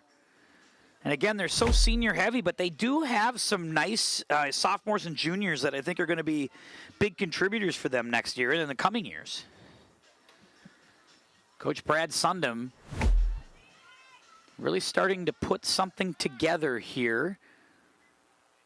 And again, this senior class has done a lot of winning for the Tornadoes this year. Jaden Fox sends it ahead. Fox, one of those seniors, was on the football team, big contributor. Mossman, another one of those guys as well. Mossman works around Meadows. Mossman fires and scores! Ethan Mossman, his third goal of the night. And just like that, the Tornadoes have stepped on the gas and finally separated by a goal. They're up 7-5. 3 goals since we have come out of the long weather delay. And it is raining. It's still raining, decently. It's a light rain now. It's not as heavy as it was.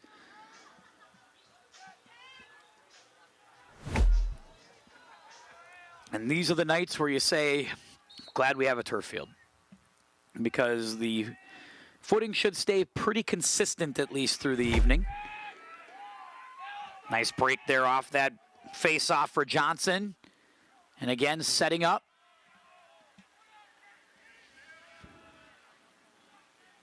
Patience being shown now by Anoka, and the rain is picking up again. Rain's starting to get a little more aggressive. Now with a little wind added to it. Makes it downright not fun. Mossman has it, fires again, that one goes wide. And the key is the game now has to stay close if you're Totino-Grace. You cannot fall behind 3 and 4 and 5 goals, because that's when you really will start to notice the rain and the wind and the cold, and then the less you really want to be out there. Picked up by Brady Roof. Roof sends it over. It's Barry. Barry backpedals, working, looking for some room. Now gets towards the middle. Barry still looking for an outlet. Has it, though, still has it. Now back to Roof. Roof. Nice feed. Mossman fires that lefty out of play. It's going to stay with Anoka here as Hendrickson will pick it up in the X. Hendrickson tries to set up. Hendrickson really a great facilitator. Now a straight through chance, that time goes wide. As Labakin sneaks through for the Tornadoes, and once again Hendrickson will try to set things up. Hendrickson's basically the only one camped out in the X position. You wonder when Totino will want to pressure him more, so those wide shots can become a turnover for them. Once again, Hendrickson moves in, now backs up, being pursued by Meadows. Meadows trying to poke at Hendrickson, trying to knock the ball out. Gets back behind the net, where Watkins will take it. Watkins centers back to Labakin. Now looks Watkins trying to center it up. That one gets knocked away. Good defense by the Eagles. Picked up by Aiden Jones, and that'll get a whistle. We got 4.5 to go. It's back to Anoka. Hendrickson. Hendrickson tried to feed Barry, but that's going to get away. Now Darian Barry will have to come back and get it, and does. Barry will walk it up. 4:15 to go. First half, Barry works through. We're going to get a flag here and a bit of a shove potentially. This might be on the Eagles, and if it is, another man down situation going to be set up. But until then, they're going to keep going. Hendrickson waiting. Mossman fires and scores. Mossman's got that low shot dialed in, hits a little ground ball past Evan Jones. And Mossman will get his 4th goal of the night. And it is 8-5 with 3:59 to go.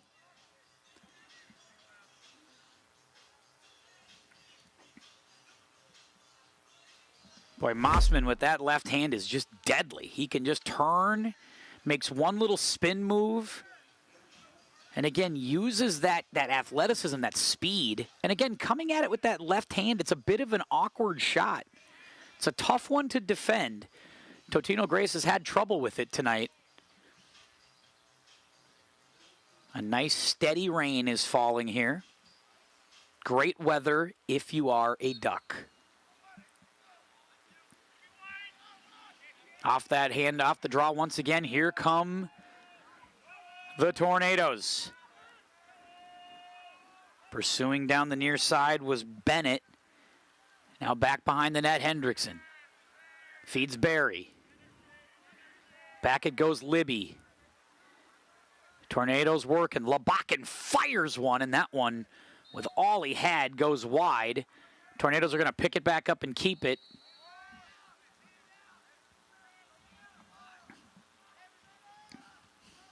Hendrickson once again. That one's batted. Oh, big swat right there. This coming in was Aiden Jones to try to protect. And it's going to be Eagles. Totino-Grace will get this one. Eagles doing this a man down.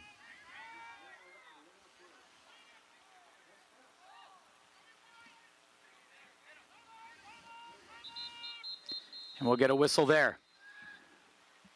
3:04. And I think they're going to get a timeout called. Anoka looks like they will take it. Umbrellas back out in full force. Hats off to all the folks going with no umbrella, just sitting out there and braving the elements. That is gutty stuff, to say the least. So a timeout taken from Coach Sundom as the rain has again picked up pretty aggressively here. 3:04 to go, first half.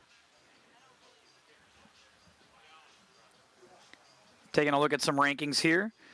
Edina out front, Stillwater, Farmington. Stillwater 11-0, really playing well. Farmington, Eden Prairie, a lot of those usual suspects from down south.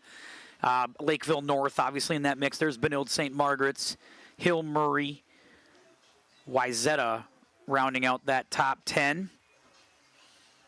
A lot of really good, strong programs. But again, to the credit of the North, a lot of these teams up here getting better. Rogers, pretty strong. Maple Grove, pretty strong. This Anoka team's been pretty competitive this season. Had a really nice year. A lot of good going on up here. Centennial.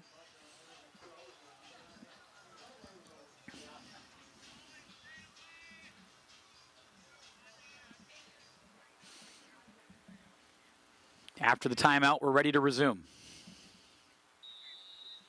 Still a man down. Totino having to try to defend here. Lost ball picked up. Nope, still loose. Loose in the zone. Labakin has it. Backs up, trying to keep it away. Getting cross-checked by the Eagles and by the defense that time as Carter Bevins was there.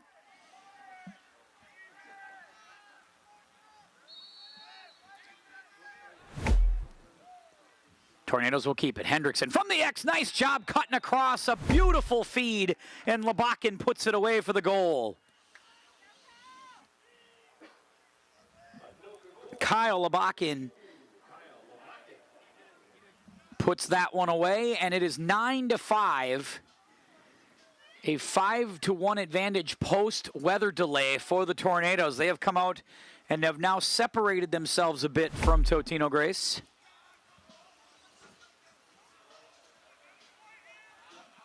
And we keep on playing in the rain.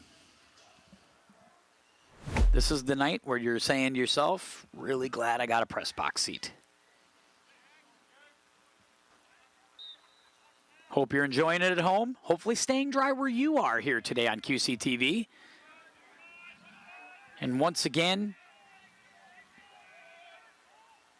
Anoka controlling those center circle draws, and they have continued to have the advantage, and on the fly sub they'll make. It's back in is Schmalz. Schmalz and Libby working together. Little two-man game. They'll still keep it that way.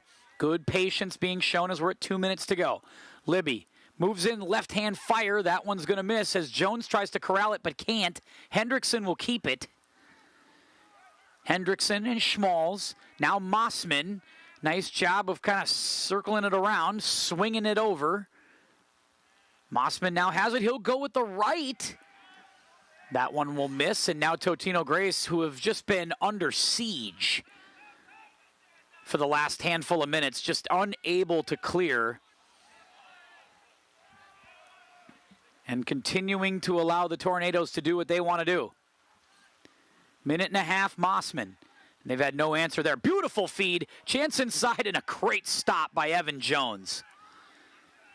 That was point blank. That was on the doorstep. Now Meadows has it. Meadows having to work backwards with Jones as they try to clear out. Can't do it yet. Grandel tries to come over and get it. Grandel can't clear, and that shot to an open net goes right through as, again, Jones tries to come out and play defense. But instead, it's Hendrickson who's just going to pop it in there to the back, and it's 10-5 with a minute to go.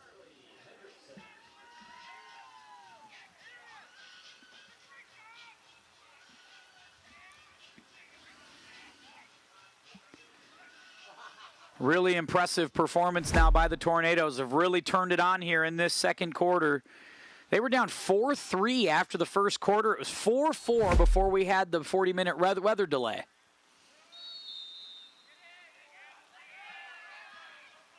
Now Totino-Grace will have a chance with it. Totino looking for some offense, and again, it's just been a while. Here's Meyer. Meyer, who was super active in that first quarter. Haven't been able to hear much from him in the last handful of minutes here, probably since the break. Has been a little quiet. Now Totino trying to get patient and set up, and when they've had the chance to do that, they've been successful.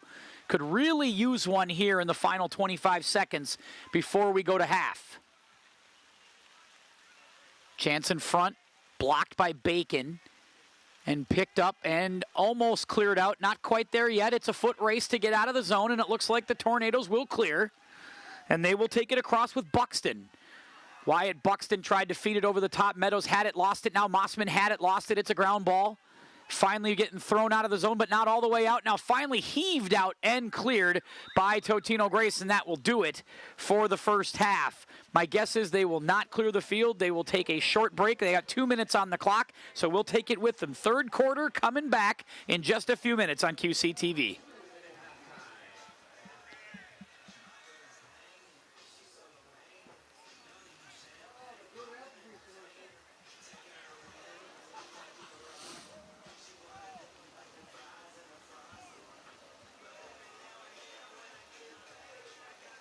It's a quick point for the Tornadoes. Irondale tries to hang in, but a lot of unforced errors really held the Knights back in this first set. They get a couple right there from Abdul Minim, but in the end it was all Anoka. Mark Maznaguda getting it going from the outside. Had a bunch of kills in the first set. Kept things rolling for Anoka. Another opportunity for Maznaguda on the outside. Sends it in. Another big point. They cruise 25-11 in the first set. Second set, kind of same as the first set. Irondale struggling to get things going in the service game, and when they had chances at the net, it was really all Anoka. Maznaguda continued his dominant play on the outside, knocking that one down. A couple different shots at it, and finally was able to put it away. Set continues. Irondale tries to hang in, get a couple chances at the net, but in the end, still too much, as this time it was Cletus Constance putting it away. Second set, 25-14. Third set, a little bit more competitive. Irondale hung in there, served it a lot better, had a few more chances at the net. But in the end, Anoka showed a little bit more of that polish and that team chemistry. Nice kill right there as Maznaguda got another look on the outside, this time using some finesse, taking it down on the inside, getting a big point. Then another one there from Cletus Constance getting a big put away. And finally on match point, it was Nate Lindberg. Nate Lindberg comes up with the cross.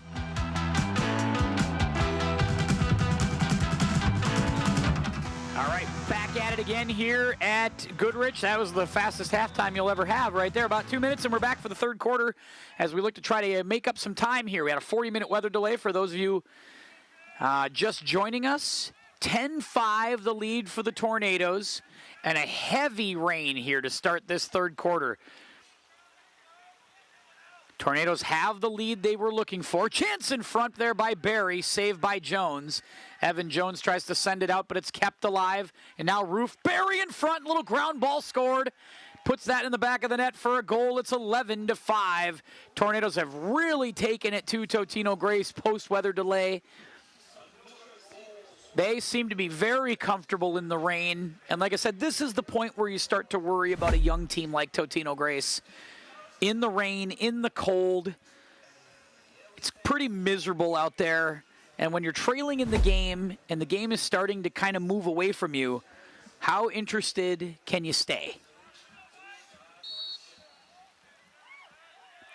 And they have really struggled on faceoffs and on draws as, man, Johnson has been phenomenal tonight.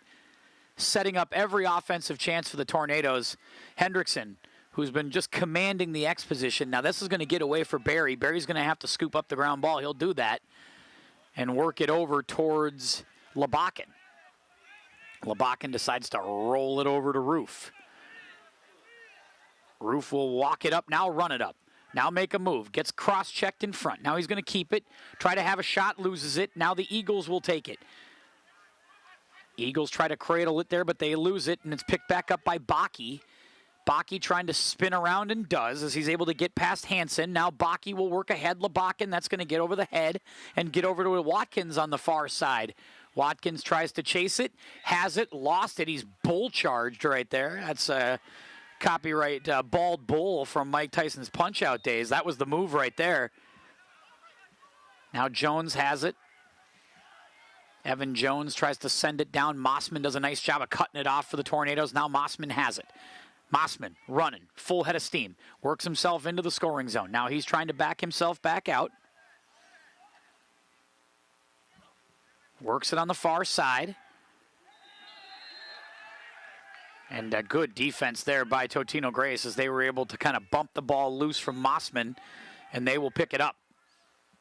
So Jones will reset. Hendrickson flanking him in front, trying to clear it ahead as they lifted it over Hendrickson.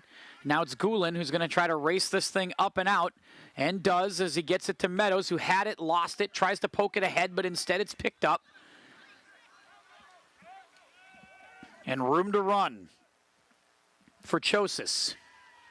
Flag's coming. And that's 2-5. That's what they're going to get that on. That's on Totino-Grace. And that's Dustin Stark. Stark will meander, lumber his way towards the box where he will sit. And they'll play a man down for a few seconds.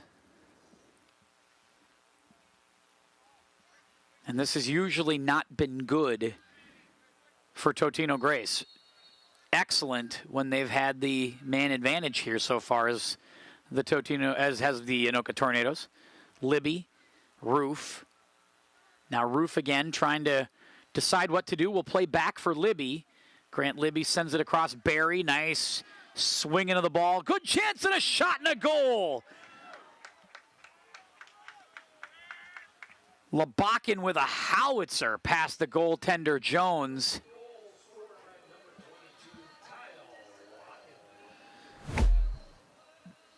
And that is hard to see. Hard to see anyway, but it's really hard to see when you got rain and you got lights and there's a nice sheen on the field right now. It's just really hard. This is tough stuff for the goaltender. And now it is 12-5 with 9:23 left to play here in the third quarter.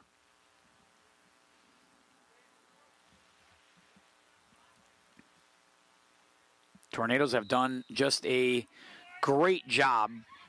Finally, a one draw here by this Totino-Grace squad, but they quickly lose it, and now it is full speed for Hibbler. Kamari running, now trying to make a move. Kamari backs up. Maybe looking for a cutter. We'll go to Barry instead. Barry will run it back and kill some time here as we're under 9 minutes to play here in the third.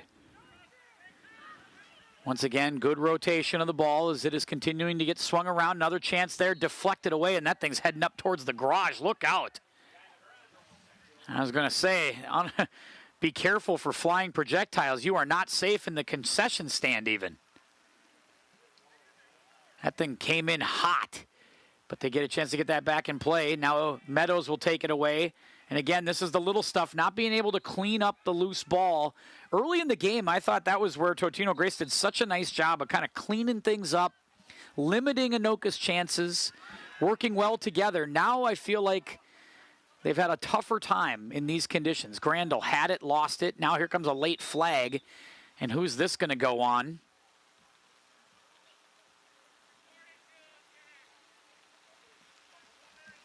Late flag, who do they send? They're going to send, I think it's Barry. I think they're sending Barry in. So now the Eagles will have an opportunity here to try to get something going. This was a 5-5 game.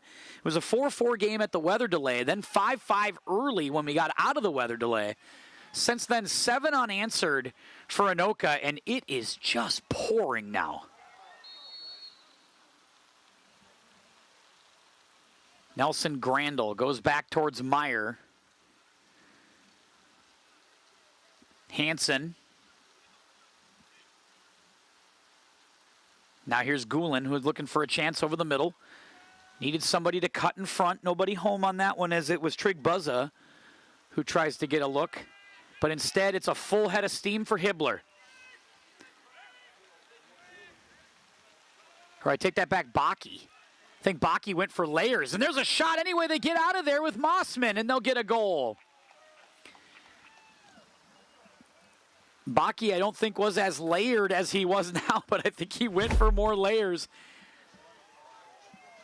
And it ended up paying off for him. Got it down quickly to Mossman, and Mossman was able to put it in. 13-5.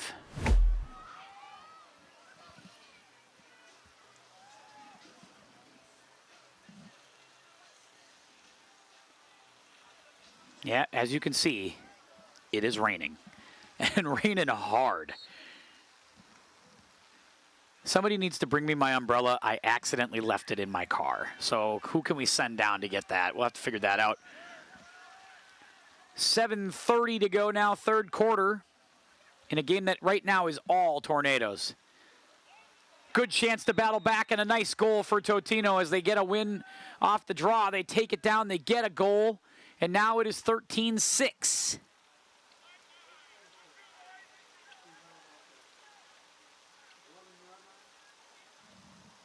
That was a big goal.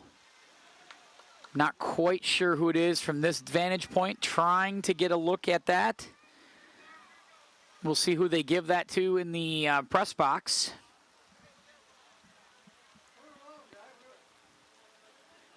They were just kind of all waiting to turn around so we could see the back of his jersey. Haven't been able to see it yet. Johnson, 13-6. Johnson snakes through for the Tornadoes.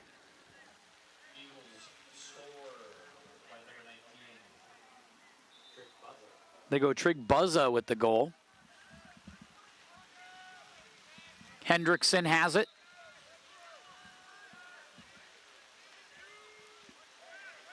Now Barry cuts across, Barry fires, and that's over the shoulder of the goalkeeper Jones. Nothing they could do.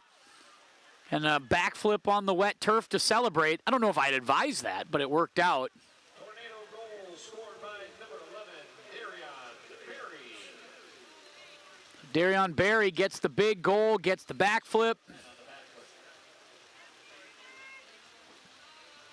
Again, wouldn't know if I'd recommend it on the turf, but on the wet surface. But decided, hey, why not?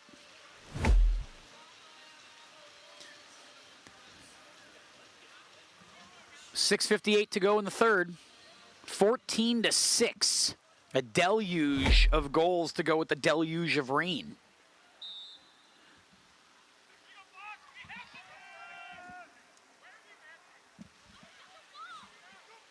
Off the draw, Totino trying to get control. Instead, it's going to be Anoka once again. Barry taking time here, a little bit of patience from Anoka, and they have time. They've got all the time in the world. They can be as patient as they want here. Possession of the ball has been the key.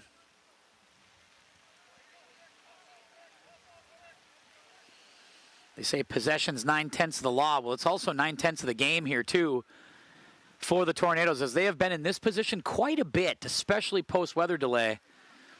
They have really come out and ran their stuff offensively and had a lot of clean looks, good passes. That time, Labakan couldn't hang on to it, but the setup was there. Big physical contact there from both teams. Ball comes loose, flag comes out, and this is going to be on Anoka. Might be on Brady Roof. We'll see who they send. I think Roof saw it immediately, because Roof's making his run over to the box.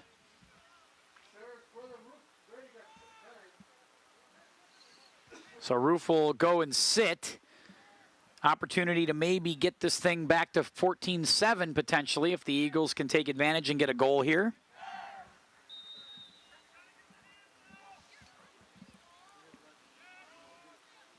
Meyer.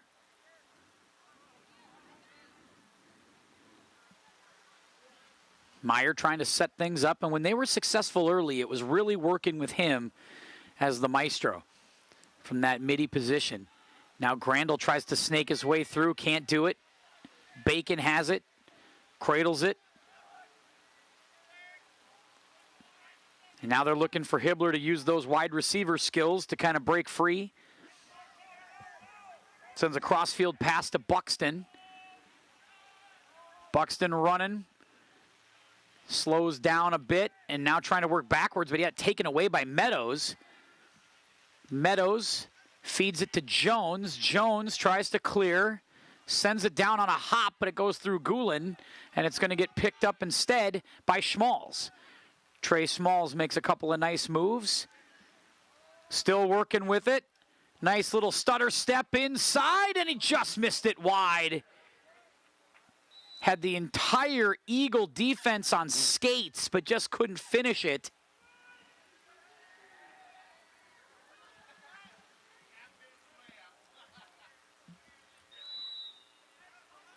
And they'll try to get it set up again with Jones as Jones tries to initiate the clear.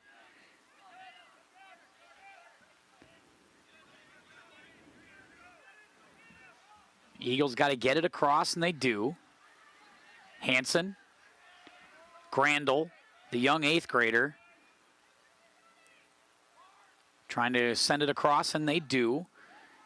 Eagles trying to run a nice, smooth offensive set here, get a clean shot on Bacon. Nice move there. Center, I wonder if they should have just taken that shot. Instead, they tried to feed.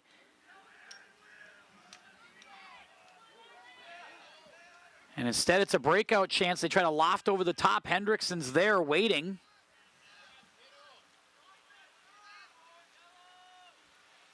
Mossman had Roof. Now Roof's got to try to keep it in, and he won't.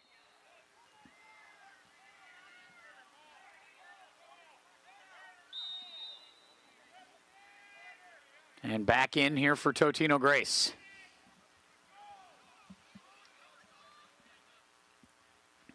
Eagles looking just for some open room here. Not a lot of space, and Barry will pick it up. Darion Barry makes a move, has it, works along the near side, now tries to turn back. Feeds it instead as they cross to Mossman. Mossman goes with the right hand this time. Save made. Jones covers up. 14-6. 3 minutes, 10 seconds to play. Eagles trying to show a little fight here in this third quarter, trying to battle back. After just a really strong performance out of the locker room post-weather delay by Anoka.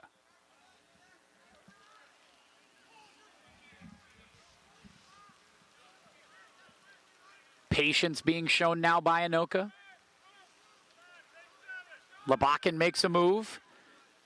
Tries to find a second gear, and again, slings a hard one past the goaltender, just wide.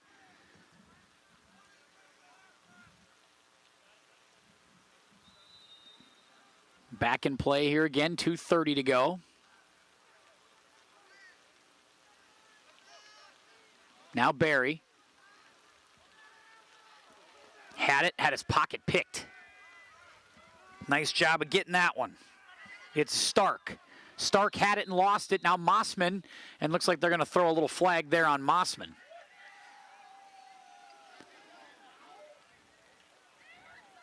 Or who did they give that to? Is it Barry? I guess we'll see who ends up sitting in the box on that one. And it looks like it's going to be Barry. So Barry will sit for a few.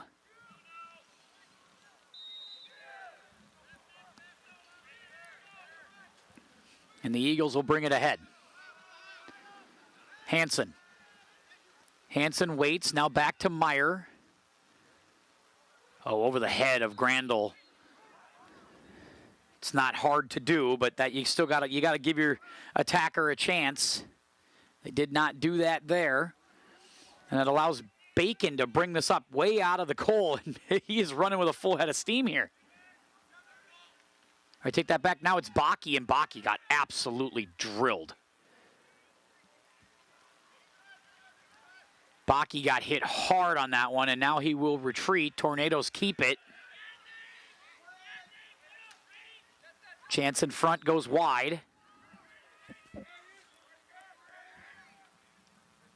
I think that, no, it was Bacon, not Bakke. I had my number right the first time on that one. And Bacon a little sluggish getting back into the group, and now he'll just kind of come way out of the goal crease. As Jones tries to reset. I just wanted to keep my eye on it while the action was happening on the other side. Just wanted to keep an eye on the goaltender, but he seems to be okay now for Anoka.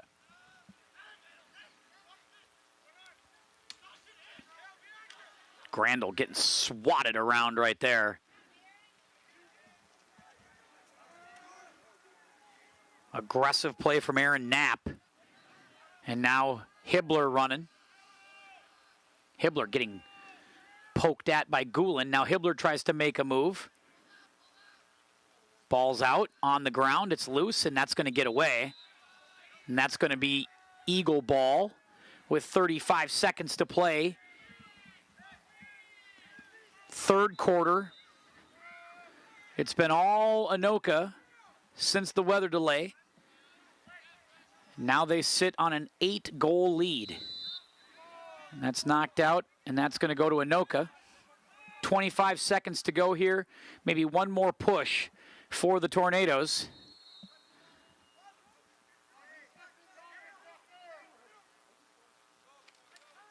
And Hibbler's going to run right through it. Tell you what, referees are no nonsense. They are barking. First time really watching lacrosse up close, and it's always intense. Nice job of breaking through by Mossman. He'll score.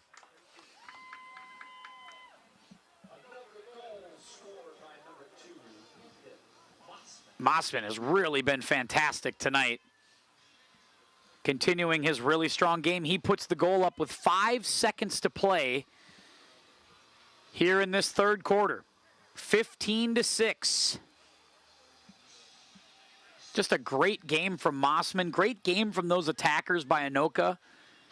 Hendrickson with a goal, but he's had many good setups and assists. Barry has gotten in on the act. Obviously, Mossman with 5 goals himself. Couple from Labakin. Watkins got into the act early on. Some really strong contributions. 4 seconds, 3 seconds. They're going to have to hustle to get one across, and it's wide. And that will do it for the third quarter. It is all Anoka here as we head to the fourth. We'll close out this long game after this on QCTV.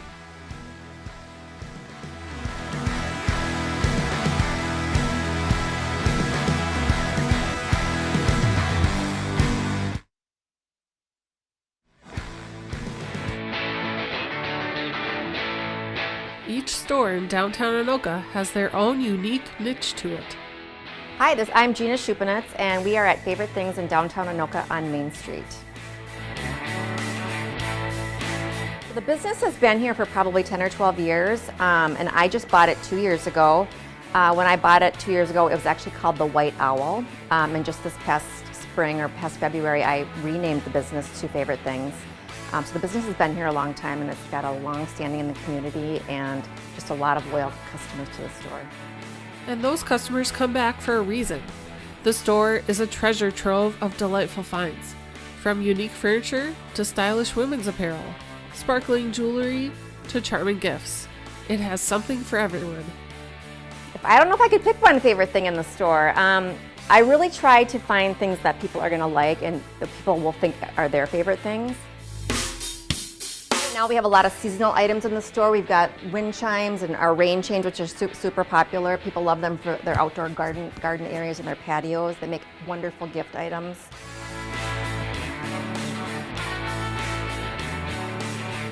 And then, during the seasons we change out the decor too. So every season we have new items.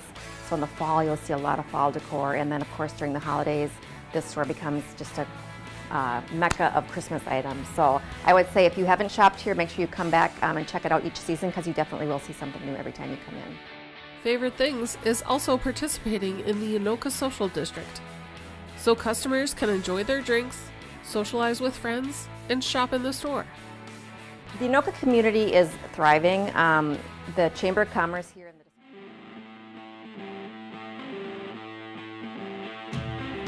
And welcome back, everybody. Just started here with the fourth quarter.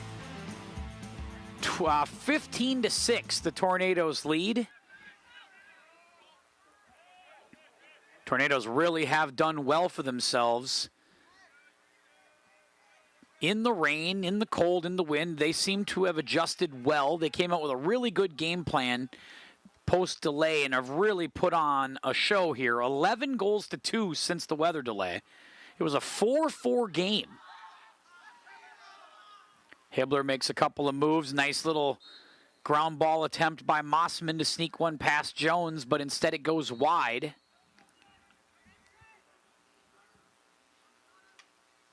Kept by Mossman. Got a stick goes loose. That's Mossman's stick. So it was swatted away as he tried to put that one on net. Now Totino-Grace will take it. They did not have control of the ball much. Nice poke right there by Barry. Eagles get it back.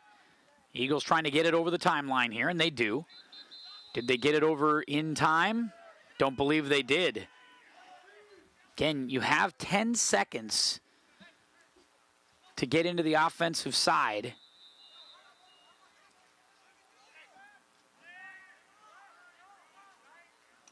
Knapp has it. He's moving forward, and they'll whistle that one dead first. And instead, it looks like an offside. They'll go the other way.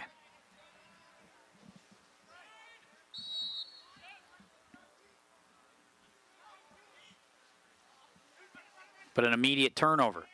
Schmalz will pick it up. Trey Schmalz. Boy, he seems fresh, like he's got another gear as he finds some real estate in the middle of the field. Now backs it up. They have time to kill. Instead, he will roll it with one of those on-the-fly subs as it's Libby. Grant Libby, a couple of goals. Switches hands, cradles the ball. Now trying to work on the right. Now switches back left. Now switches back right as he reverses field. Tries to find an opening in the middle, but it's picked off by Jones, the goaltender, and that's going to be sent ahead. Nice job by Jones being aggressive that time.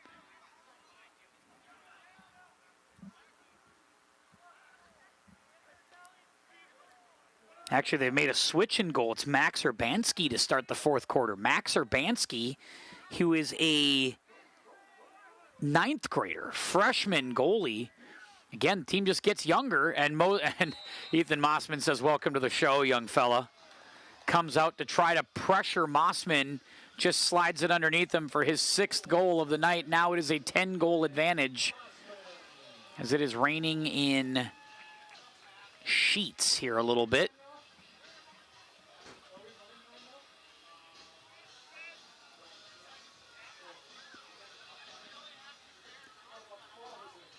16-6. I think running time is at 12 goals, so we are not there yet.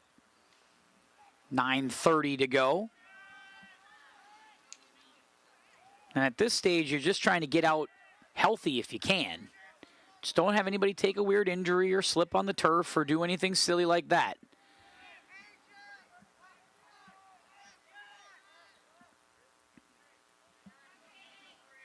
There's Hibbler. Going to wait for an on-the-fly sub.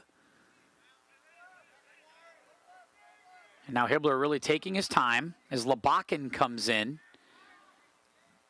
Labakin kind of cradling, nursing that, keeping it with him. Now he's trying to work cross through the defense.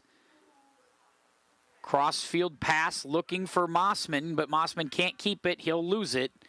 And Totino-Grace will pick it up from there. They got to hustle in here and get that in play, and they will. Grandel. Grandel gets it off to teammate Buzza. Trig Buzza has it. Nowhere for him to go. Good defense here as Buxton is all over him. Good pressure, and I think they're going to call a timeout maybe. I think a timeout for the Eagles. We'll see. Does look like a timeout. Eagles take the timeout with 8:34 to go.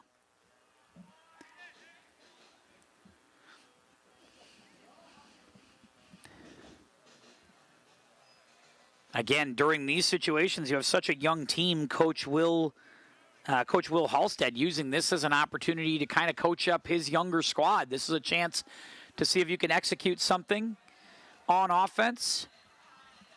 You can get maybe a clean set play here off a timeout. You can get this to 16-7. And again, little things like this. This is big for this Totino-Grace team. Again, it's been a tough season. Played a really good quarter and change here. But when you're young like this, it's these kind of moments you sort of have to learn how to endure, right? When you're losing in a game, how do you stay mentally focused? How do you stay engaged when it's raining out and it's cold? And how do you execute something on offense? This is where you can become mentally tougher as a team. No doubt Coach Halstead using this as a kind of a coachable, teachable moment. And that's why you see those timeouts. Sometimes in the stands you sit there and you go, well, why would we do that when we're down 10 with 8.5 to go on a rainy night? Don't we just want to get out of there? Not necessarily. Got a loose ball there, and it'll be picked up, and I think it'll be Anoka. And they will pick it up. So they don't do anything off of that timeout. Instead, Anoka takes over, and then Mossman works behind to the X. Nice cut that time from Barry, but he wasn't able to handle it. It goes all the way back, but kept alive by Anoka. Alex Grossenheider had it. Now a chance in front and another goal. That's Mossman. And they just cannot stop Ethan Mossman tonight.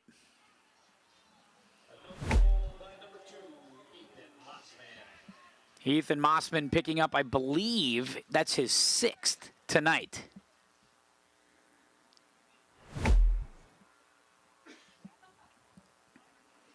Maybe his 7th, actually, if I'm thinking right. That could be his 7. Losing track up here.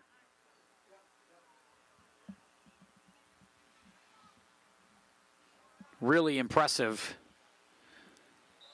from Ethan Mossman is, again, he's super athletic, and we've known that about him as an athlete. We watched him on the football team as sort of that scat back running back who could go and do a bunch of different things. Super speedy, super athletic. And you can see how that translates to lacrosse.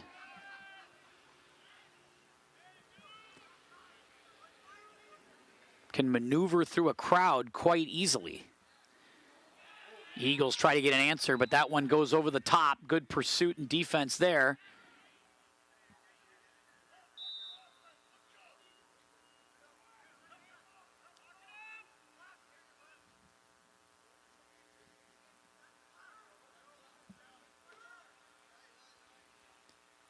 Totino trying to get one here.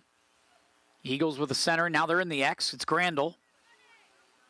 Grandel back it goes towards Buzza. Trig Buzza makes a move, now makes a couple of moves, tries to spin around the defense, can't do it yet. Now back it goes, it's Meyer. Blake Meyer works through again, and he'll fire on one and score. Nice move by Blake Meyer. And it's 17-7. 6:56 to go in the game. Eagles keep battling. Nice job there to get that goal. Again, I'm really impressed with Meyer. He's a freshman, but he has shown great poise. He's done a really nice job. Rain kind of letting up just a touch here, and it's a welcome sight for a lot of these fans tonight who are no doubt going to want to find the hot shower and maybe some soup or something when they get home. Johnson had Barry. Barry couldn't hang on to it. Now Hendrickson going to try to keep it in, and does. Hendrickson scoops it up. Goes back to Barry. You can hear the Anoka coaches yelling, settle. Then let's be patient here. Use the clock to your advantage. Clock's your friend. Up 10. 6:20 to go. Roof moves in and scores. Nice job by Brady Roof. And that's what patience buys you. You take your time. You get a chance to get the defense to spread out a bit. And Roof uses his speed and athleticism to work through, and now it's 18-7. The roof is on fire, as they like to say.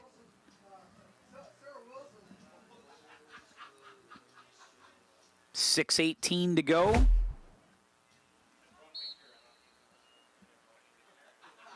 We have sections happening here in the next next week or so. I know girls softball starting sections this week. Baseball right around the corner. Lacrosse starts their sections a little bit later because their season starts maybe a week behind the other sports. Boys volleyball into section play pretty soon. It's been a really fun inaugural season for boys volleyball as a full-time, full-fledged sport of the State High School League.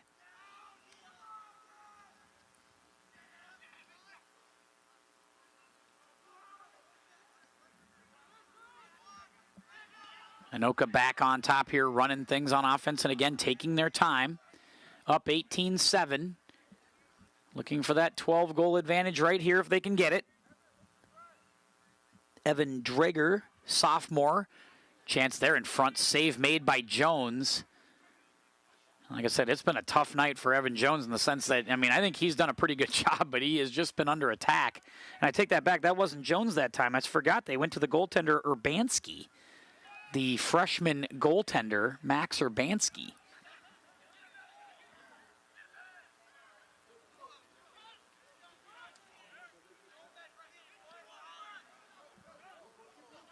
Tornadoes pushing it down quickly, and Mossman tried to dribble one between the legs of Urbanski. Doesn't work. And now the Eagles have it.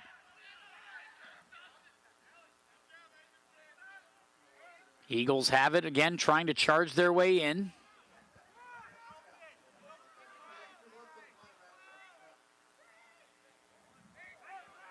They might have gone to Nate Thompson in goal, too, here for the Tornadoes. In fact, it is, yes, Thompson in goal. Fired one right at Thompson, but he'll catch that. Nate Thompson in goal for Anoka.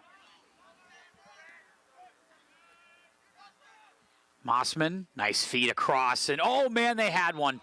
That's about as easy as it's going to get for Hendrickson, and he fires it wide. That was tailor-made from Mossman to Hendrickson, but not able to put that one away.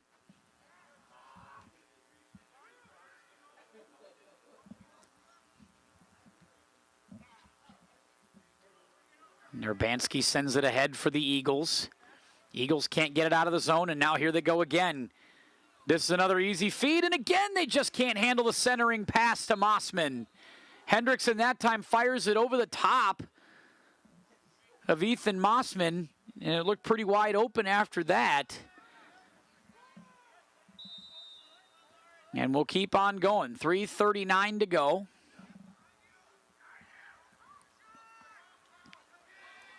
Can't clear it. Hendrickson tries to do that. They got to hustle here, and they do clear it. They get it over into the offensive zone where Grandal has it. Grandal just fires it over into the net, and he nails it. Goalkeeper Thompson comes way out, and that leaves the net totally uncovered.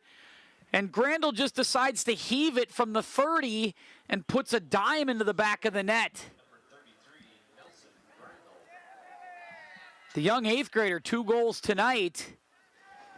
And I love the tenacity.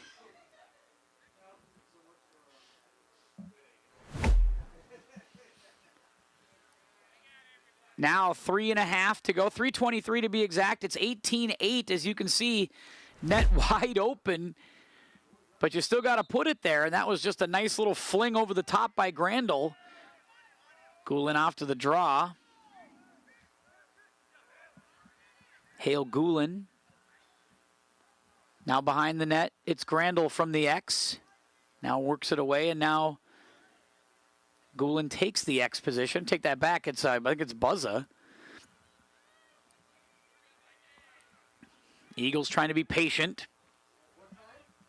And again, just trying to run their offense. They know they're not going to get 10 goals back that quick in a whistle. And that'll stall that out. Did they take another timeout here? I do believe a timeout taken by Totino-Grace as once again, Coach Halstead says, I don't care if it is raining out and cold. We're going to try to run something here because we need a goal.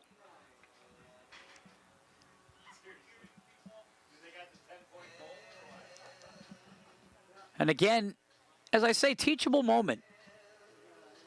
Trying to get a goal here, trying to set something up. And sometimes you don't always know what a coach is working on, but a coach, this could be something they have practiced a ton this week. They've put a focus on in their practices.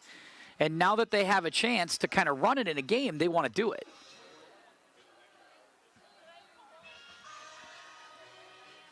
You know, I'll tell you what. Sweet Caroline being played over top here by our press box folks. And I'll tell you what, if I'm never going to run for office, but if I'm ever put in charge, this is one of the 5 or 6 songs we're going to do away with for a while. Like, we're going to put this one on ice. We're going to say, you know what, for a decade, you can't play this song. I think Hotel California is on that list. I'd say 10 years, you can't play that song. That's a rule. Try to think of some others that would be on that list. Those 2 would be top of the list for sure.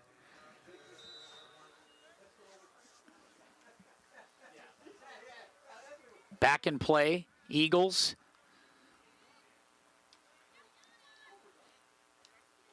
And again, swatting good defense here by Anoka. Totino trying to get one good chance in front if they can. Eagles looking for that, but that's going to squirt through there. The defense, that's going to get out of play. And yep, they're going to lose the ball. And it's going to be tornado ball here. They're going to have to bring it into the zone quickly, and that's what Schmalz will do. Ref's going to wait for him to be in the right spot, and then they'll blow the whistle, and off they go. Schmalz makes a couple of stutter step moves and brings it in quickly. Brett Bennett had a centering pass. Now Schmalz will pick it up. 2 minutes and 15 seconds to go. They'll fling one. That's going to go wide. And they'll just pick it back up. Hendrickson gets it started quickly. 2 minutes to go. Barry. Darian Barry has to go back and get it. Getting swatted at. Barry's got it. Work himself through a little bouncer in front, but Urbanski's going to pick it up. Urbanski trying to fling one over the top, but can't clear. We'll get a whistle first. Actually, I think they're going to maybe get some, maybe in the crease time there for Barry as he tried to put some pressure on Urbanski to clear it out of the zone, but can't be in the crease. So 1:47 to go.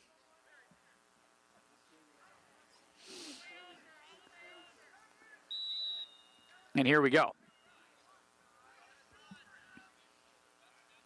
Grandal trying to make a move on the bigger, stronger Wyatt Buxton. Now Buzza has it. Now it's Grandel once again. Two-man game with Trig Buzza.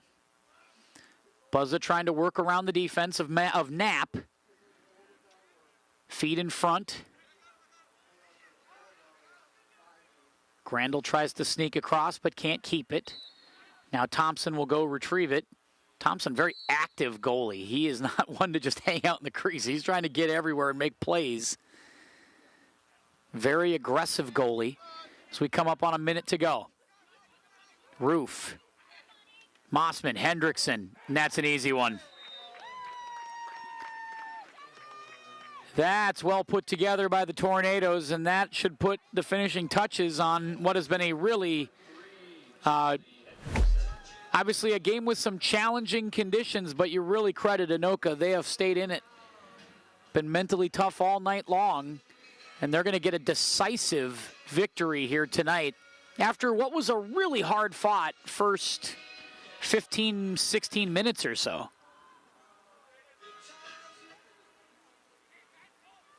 They must have heard me in the press box because they continue to play Sweet Caroline. I think they knew that it was a nuisance to me, but they kept playing it anyway. Back to the game. We wrap up this final minute. Want to do a big thank you, obviously, our crew tonight. We were able to get most of our crew in the press box this evening. Our crew actually all in the press box for tonight's game, so they weren't having to stand out in the rain, but good job by our crew. Working the light, not so blow out the budget coverage tonight, but it worked out perfectly. Good job by Ryan back in our studio.